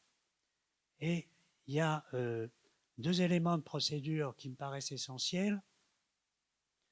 Le premier, qui est une lacune en droit français, mais pas à l'étranger et à l'international, c'est l'absence d'opinion dissidente de la part des juges. Et quand il y a opinion dissidente, il y a contradiction, et par conséquent, ça permet de rebondir pour les requérants pour faire une étape supplémentaire après. Alors qu'en France, c'est silence radio, on ne sait pas ce que pensent ceux qui n'ont pas voté en faveur de la décision. Donc ça, c'est un gros obstacle institutionnel et procédural du droit français. Le deuxième élément, vous avez évoqué un peu sur les preuves, la preuve par les sciences. Alors je ne sais pas si ça se rattache à une procédure américaine que j'ai découverte tout à fait par hasard, qui s'appelle Citizen Science, la science des citoyens, Citizen Science, qui a été reconnue juridiquement comme un moyen de preuve recevable par la Cour suprême des États-Unis, parce que c'est toujours les États-Unis qui nous donnent l'exemple en droit de l'environnement, et qui a été appliqué dans un contentieux sur la pollution plastique, où ce n'était pas une preuve apportée devant la Cour par des experts désignés par le tribunal, mais c'était une preuve donnée par les citoyens, une accumulation de témoins. Ce n'est pas des témoignages, là c'est vraiment des preuves procédurales, juridiques, avec effet, reconnues par le juge, et qui en matière d'environnement est fondamental de donner la parole aux citoyens qui sont les acteurs premiers de ce qui se passe. Enfin, troisième observation sur, alors ça concerne un peu plus la France, mais aussi l'international, recours à la justice, alors laquelle? En France, c'est administratif, civil, pénal, et on a vu l'évolution. Au début, c'était qu'administratif, et quand il y a eu les premiers arrêts rendus par les tribunaux pénaux ou civils, c'était une innovation. Maintenant, il y a de plus en plus d'arrêts civils et pénaux, mais ce n'était pas toujours comme ça. Et dans les autres pays, où il y a distinction ou pas, c'est aussi un problème. Faut-il mieux aller devant le juge administratif, devant le juge pénal, etc. Et je crois qu'il y a une montée en puissance du recours au juge pénal qui est en train de se faire et que les ONG devraient pousser pour que ça s'accélère, alors les ONG ou les privés, et notamment au niveau international, à travers la criminalité environnementale illégale des mafias. Vous savez qu'il y a une convention, la convention de Palerme, sur la criminalité environnementale générale, et la COP de la convention de Palerme vient de décider d'ouvrir des négociations pour un protocole environnement en matière de criminalité environnementale. Donc il y aura un traité international de droit pénal environnemental. Ça va être un coup fort. Peut-être une dernière intervention, puis après on fera les questions.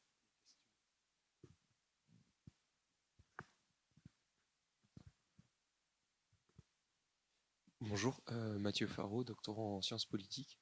Je travaille sur la gestion quantitative de l'eau et moi ce que j'ai pu observer dans mes terrains, c'est qu'il y avait une certaine difficulté de faire appliquer les décisions juridiques. Donc je me demandais dans le cas par exemple de contentieux qui sont gagnés par les partis environnementaux, comment est-ce que la justice était équipée pour s'assurer que ces décisions soient respectées? Quelle effectivité de ces contrôles, voilà, quelle modalité de mise en place. Et je me disais aussi, par exemple, les engagements de la BNP Paribas, donc, que vous avez mentionné tout à l'heure, est-ce qu'il y a aussi un suivi de ces engagements-là voilà. Merci beaucoup.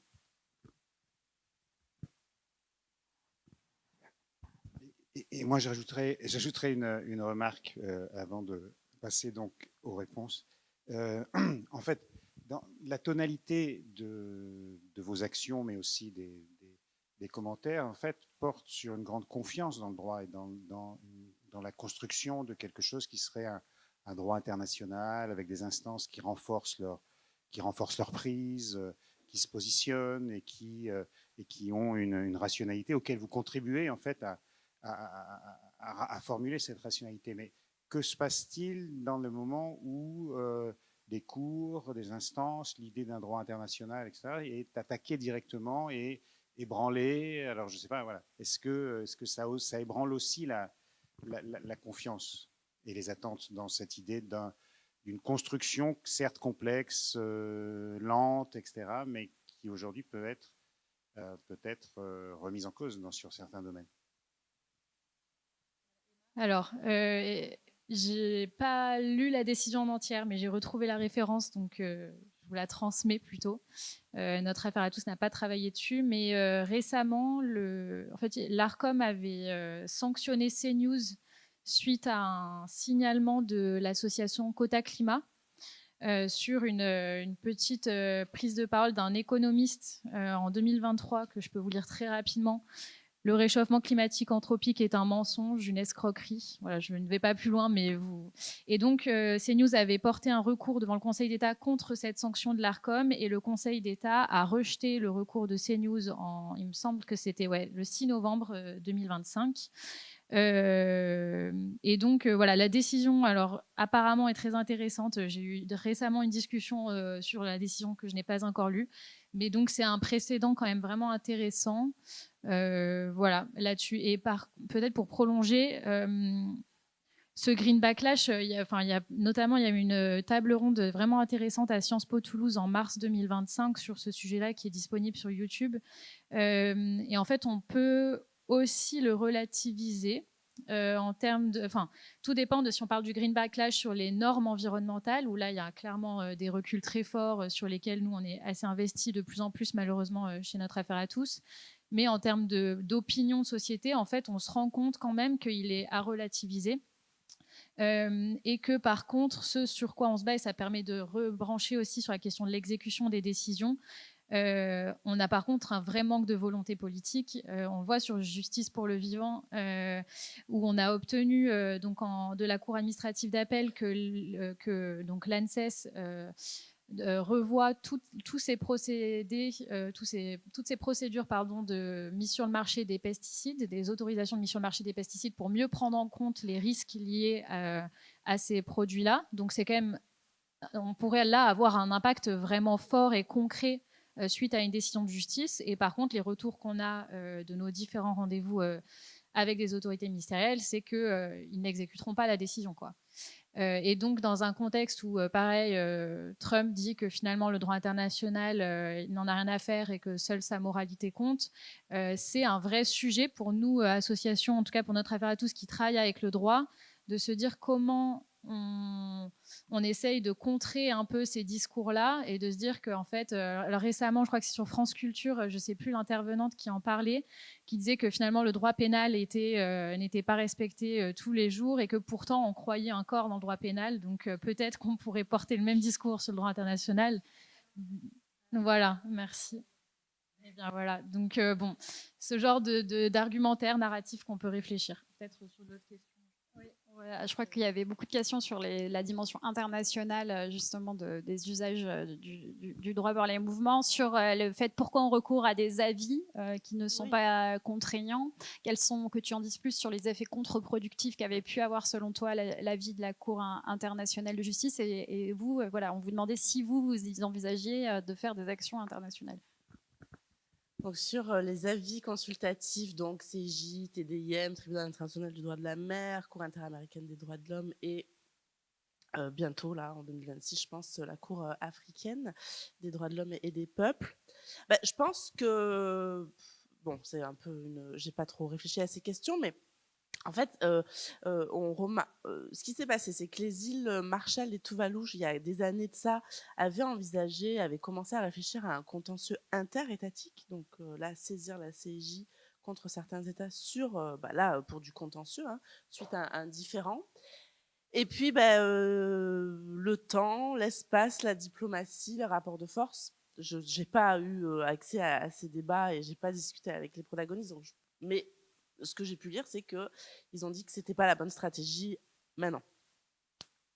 Et alors, qu'est-ce qui s'est passé pour que la CIJ soit saisie? C'est que c'est sa part d'étudiants du Pacifique Sud qui ensuite engage les États, donc l'État du Tuvalu, et puis ensuite à l'Assemblée générale, et donc l'Assemblée générale qui saisit la CIJ. Je pense que quel effet positif, hein, recherché, c'est déjà une première étape. C'est déjà un premier positionnement avant de potentiellement ouvrir à des contentieux. Mais ce qui quand même, cet avis et ce que peut dire la Cour internationale de justice, ça donne quand même du grain à moudre et de la réflexion, en tout cas, pour penser de futurs recours en droit international et entre les États. Et l'effet aussi positif, alors j'ai pas lu une décision brésilienne, mais apparemment au Brésil, il y a une décision qui a été rendue sur un contentieux national, mais qui déjà prend en compte l'avis de la CIJ pour interpréter les obligations nationales du gouvernement brésilien. Donc là, c'est intéressant puisque malgré le rapport, les échelles de droit, les ordres juridiques distincts, là, il y a une répercussion positive potentielle sur le contentieux. Alors, l'effet négatif, mais bon, en fait, c'est un effet, et il y a du positif, du négatif dans toute chose, c'est que les États, voyant que la CIJ s'était prononcée et avait sorti donc des obligations à la fois des traités, du droit coutumier, parce que à différentes sources d'obligations qui ont pu être identifiées. Et ça a été souligné. Il y a quand même une lecture assez synergétique sur tout ce qui est composé le droit international public pour sortir donc ces obligations climatiques et pas seulement les traités climat, hein, je veux dire. Donc ça, c'est intéressant. Et les États, ils se sont dit, mais oulala. Et si on continue Alors, c'est principalement les États les plus pollueurs qui tiennent cette position en disant, mais si on continue d'avancer dans les négociations internationales et de prendre des obligations contraignantes, de prendre des obligations internationales via les traités, en fait, clairement, ça va pouvoir être des sources de contentieux. Donc, en fait, c'est un peu une tension diplomatique sur ce point. Mais qui n'enlève en rien à la bonne stratégie qu'ont pu retenir les îles Tuvalu d'aller chercher un avis de la CIJ. Voilà, je ne sais pas si je vous réponds à votre question. En tout cas, juste pour rebondir peut-être sur la question de la pollution des eaux et quid de l'exécution de décisions de justice. En tant que juriste, ce qu'il faut savoir, c'est qu'il y a le temps de la décision et ensuite il y a aussi toute une procédure d'exécution qui est permis, c'est procéduralement présente dans tous les types de droit pénal, droit civil, droit administratif. Par exemple, en droit administratif, souvent la pollution de l'eau, peut-être c'est des contentieux plus publics que vous étudiez. Le demandeur qui aura eu donc une décision positive obligeant un certain comportement, par exemple de la personne publique, si il considère que la décision n'est pas exécutée, il va pouvoir retourner devant le juge. Et là, c'est la phase d'exécution qui va commencer. Et donc, le juge a des pouvoirs, a la capacité d'imposer à la personne publique de respecter la décision de justice. Par l'astreinte, notamment. Prends un exemple, c'est-à-dire par jour de retard dans la non-exécution de la décision qui vous est obligatoire, vous devez payer. Alors, généralement, le problème devant la personne publique, c'est qu'elle se paye à elle-même les astreintes. Mais bon, suite à un contentieux pollution de l'air, ça peut être versé aussi à des associations, à l'OFB. Bon, je ne rentre pas dans ces détails. Bon, voilà, c'est ce que peut le droit. Après, si l'État il veut pas, il veut pas. On peut pas aller chercher le président et le mettre en prison pour ça. Voilà. Mais en tout cas, procéduralement, il y a une phase d'exécution qui est prévue. Voilà. Peut-être je repasse la parole et on... toujours si on reste sur cette idée des effets contre-productifs, des inconvénients, tu as été interpellé, Christophe, sur ta vision très positive du temps pour aller à la structuration des mobilisations, que ça pouvait quand même avoir un effet qui n'est pas que négatif sur la manière dont on inscrit son action dans le temps long. Oui. Alors, la question de l'articulation des temporalités politiques de la mobilisation avec les temporalités judiciaires qui sont très spécifiques, qui sont lentes et longues, c'est une question qui m'a intéressé. J'ai notamment publié un article dans Droit et Société sur ce point. Et justement, de souligner que la question est d'autant plus saillante qu'aujourd'hui, les mobilisations doivent beaucoup aux réseaux sociaux numériques. L'affaire du siècle, avant d'être la pétition la plus signée de France, c'était aussi une vidéo qui a fait le buzz sur les réseaux sociaux numériques et donc se pose la question justement de comment trouver une existence pérenne alors qu'on est dans des circuits d'information où l'obsolescence est de plus en plus de mise. Donc c'est cette question-là. Là, j'ai souligné tout à l'heure une sorte d'avantage, mais dans l'article, je souligne plutôt les inconvénients et comment les acteurs protagonistes de l'affaire cherchent à gérer ces inconvénients. À savoir que justement, une fois qu'on a fait le buzz et qu'on a 2,3 millions de signataires qui sont là apparemment à attendre grâce à la justice, on va enfin trouver une solution au dérèglement climatique et qu'on sait que la procédure, c'est pas avant 4 ou 6 ans, comment on fait? Et donc, justement, ce qui m'intéressait, c'est de voir qu'il y avait toute une série d'interrogations. Comment gérer cet inconvénient? Qu'il y avait justement parmi ces dispositifs spécifiquement mis en place en direction des arènes médiatiques et des réseaux sociaux numériques, des opérations comme par exemple l'opération Témoin du climat qui a un an après le dépôt de l'affaire du siècle vise en fait à faire vivre l'affaire sur les réseaux sociaux numériques en sollicitant les soutiens pour qu'ils apportent eux-mêmes leur contribution en termes de témoignages. Il y a 27 000 témoignages qui ont été comme ça collectés pour, d'une certaine manière, faire vivre l'action collective dans cette arène médiatique de mobilisation, mais qui, on voit, n'est pas totalement dépendante de la procédure judiciaire qui suit son cours de manière très lente. Donc on voit des inconvénients que les acteurs cherchent à contrecarrer parce qu'ils ont bien conscience maintenant comment on arrive à à ce que les soutiens ne s'essoufflent pas et ne s'impatientent pas. Autre argument important à souligner, c'est que cet inconvénient, il est parfois totalement assumé. C'est-à-dire, parmi les entretiens que j'ai fait des entretiens avec la directrice d'Oxfam et le directeur Greenpeace. Ils sont parfaitement conscients, quand ils lancent l'affaire, que ça va être une procédure très longue et qu'il n'y aura pas de décision avant 4 ou 6 ans. Mais il y a en fait une temporalité pour eux beaucoup plus immédiate. C'est-à-dire que quand ils lancent l'affaire du siècle, pour eux, ils perçoivent ce que la science politique appelle une ouverture de la structure des opportunités politiques. On a un moment clé pour relancer en fait la lutte climatique qui apparaît pertinent à ce moment-là. Alors je le souligne dans l'article, les différents arguments. Et donc, c'est par rapport à cet objectif politique plus immédiat, cette temporalité immédiate, que le lancement de l'affaire leur paraît intéressante, indépendamment de ce que sera la décision quelques années plus tard. Et ça, on repère aussi lors de la campagne présidentielle, eh bien, c'est une ressource politique de pouvoir dire eh bien, vous avez été accusé par des juges de mauvaise politique climatique, alors même qu'en réalité, dans l'arène judiciaire, la procédure n'est pas totalement close. Donc on voit il y a des inconvénients, mais qui sont assumés, qui sont avec des tentatives de les contrecarrer. Mais j'ai dit aussi, paradoxalement, il y a aussi le fait que ça permet aussi de durer dans le temps, parce que, je le disais tout à l'heure, on ne peut pas tout le temps faire des opérations de désobéissance civile comme Greenpeace en a fait, que c'est beaucoup plus ambigu, équivoque, difficile, complexe. Donc il y a aussi cet avantage-là à prendre en considération. Donc voilà pour question de la temporalité propre au droit qu'il faut prendre évidemment en considération. Je crois que ça a été demandé, mais en moyenne, une action contentieuse, en tout cas devant les juridictions administratives, elle est traitée en entre 1 an et demi et 2 ans. En fait, la première décision, mais après, comme il y a tout un système d'appel, puis potentiellement de cassation, ce qui se passe a priori, pour justice pour le vivant, il y a eu un arrêt, donc un jugement définitif rendu par la Cour administrative d'appel de Paris, mais il y a un pourvoi en cassation, donc vous voyez, ça prolonge, on multiplie, plus on multiplie le temps qui va avec. Il y avait une question sur les sous, sur le financement. Alors, comment on se finance? Comment vous faites?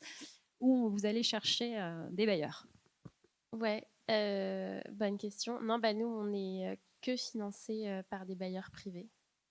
Alors, on est dans un contexte économique un peu compliqué au niveau des ONG depuis que Trump a coupé en fait beaucoup de budget américain. Ça mène à une recomposition des forces des bailleurs privés au niveau international, parce que par un effet de boule de neige, tout le monde est impacté. Donc, par exemple, nous, ça peut nous mener à accepter des financements européens qu'on n'aurait pas accepté, mais en revanche, on ne veut pas accepter de financement d'État, mais parce que nous, on fait du droit pénal international et qu'on est beaucoup dans un rapport confrontatif, voire directement confrontatif devant les tribunaux face à des individus qui sont liés à certains États. Donc, on veut garder notre indépendance dans ce sens-là. Mais la période est rude.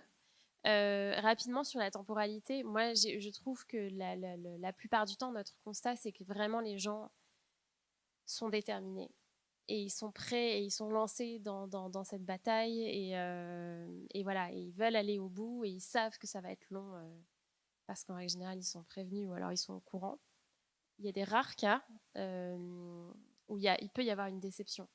Parce qu'on dit, ça ne va pas forcément marcher, mais quand ça fait 10 ans que vous attendez d'une enquête pénale, une potentielle exploration de responsabilité parce que vous avez perdu des proches, dans une chute de barrage, par exemple, en Amérique latine, le temps peut paraître long et la déception peut être réelle. Et de toute façon, les effets arriveraient effectivement un peu tard par rapport au travail aussi de deuil et de recherche de la responsabilité.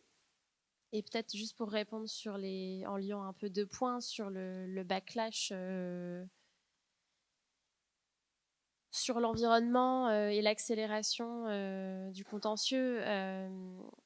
Alors, je dirais qu'il y a une partie qui est conjoncturelle et après, je pense que le backlash sur les normes environnementales, en réalité, est relié à ce que votre voisin mentionnait aussi, qui est un backlash plus général, international, que qu'on associe, nous, à voilà, une montée aussi d'un certain fascisme, à une sorte de... comment dire, backlash en fait d'un ultralibéralisme qui est accompagné alors d'un impérialisme que nous on dénonce depuis des années et que je pense beaucoup de personnes ont eu du mal à affronter comme réalité, hein, qui est bien présente dans beaucoup de pays occidentaux. Et ça nous mène à votre question, hein, qui est la croyance dans l'usage du droit. Moi, je pense que c'est une bataille qu'il ne faut pas lâcher, qu'au contraire, il faut y aller encore plus fort. Le backlash sera peut-être encore plus fort pendant un certain temps. Et puis après, il y a une bataille culturelle à mener plus large, mais qui doit avoir lieu aussi dans les tribunaux. Et nous, dans ma structure, on a beaucoup de... On fait beaucoup appel à ce qu'on appelle le critical thinking. Alors, je vous avoue qu'en tant que Française, pour moi, c'est quelque chose d'assez nouveau, même si je connaissais la structure d'avant, mais on voit moins ça en France, quoique notre affaire à tous le fait un peu, qui est voilà, vraiment de remettre en question fréquemment, notamment en se confrontant à des universitaires, nos outils, notre pratique. Et juste, il y a une phrase, hein, qui revient souvent et qui est un peu toujours le cœur du problème dans lequel on est, qui est d'Audre Lorde, et qui disait est-ce qu'on peut démonter la maison du maître avec les outils du maître. Et en fait, c'est le nœud de notre travail. On est anti-impérialiste, on est pour une vision du monde, une utopie concrète de réalisation des droits humains, mais on a les outils qu'on a aujourd'hui et voilà, on doit faire avec. Mais il faut continuer de se poser des questions. Il y avait une phrase de Jean Rivero, moi, qui m'avait fait rire quand j'étais étudiante, quand était venu le pouvoir d'injonction du juge administratif. Il avait dit comment retourner la hache contre celui qui la porte à la ceinture. Parce qu'on disait qu'on ne peut pas mettre l'État en prison quand il n'exécute pas sa décision, on peut juste lui demander de payer, mais bon, il se paye à lui-même. Et donc, question aussi, donc pareil, même question sur le financement peut-être et sur vos envies d'aller à l'international, à notre affaire à tous ou pas. Sur le financement, c'est un peu le même modèle que ICCHR. Donc, on n'a aucun financement public ni financement direct d'entreprise. Il y a une page de notre site internet qui est consacrée aux sources précises de nos financements, si ça vous intéresse. Donc, on reçoit nos fonds uniquement, alors pour une partie qui est minoritaire, mais des dons et adhésions de nos soutiens. N'hésitez pas à les rejoindre, hein. Mais sinon, par des fondations privées. Donc, pour en citer quelques-unes, soit des fondations qui sont plutôt spécialisées sur les sujets environnementaux, comme la European Climate Foundation, soit des fondations qui sont même spécialisées sur le contentieux environnemental, comme FILE, Foundation for International Law for the Environment, des fondations françaises aussi. Voilà, donc pour répondre un peu à cette question de façon précise. Et sur la dimension internationale, alors donc, notre affaire à tous a eu quelques participations sur des affaires à dimension plus que nationale, notamment des amicus curiae qui visaient à partager de la doctrine ou des témoignages entre guillemets de nos jurisprudences des cas qu'on porte en France pour que ça puisse nourrir des cas européens ou internationaux. On participe régulièrement aussi à des contributions onusiennes dans le cadre des examens périodiques universels, par exemple, dans le cadre de travaux de rapporteurs spéciaux du Comité des droits de l'homme des Nations Unies ou dans le cadre de travaux d'autres comités. Et donc là, à chaque fois, le but est d'exemplifier des carences de l'État à partir des contentieux qu'on porte, donc de partager voilà, un peu ces témoignages de nos actions. Après, alors là c'est personnel, je ne sais pas si tout le monde serait d'accord avec moi dans l'équipe. Je pense on réfléchit un peu avec un partage des forces et des compétences, et donc on est quand même, dans l'équipe spécialisée sur les juridictions nationales.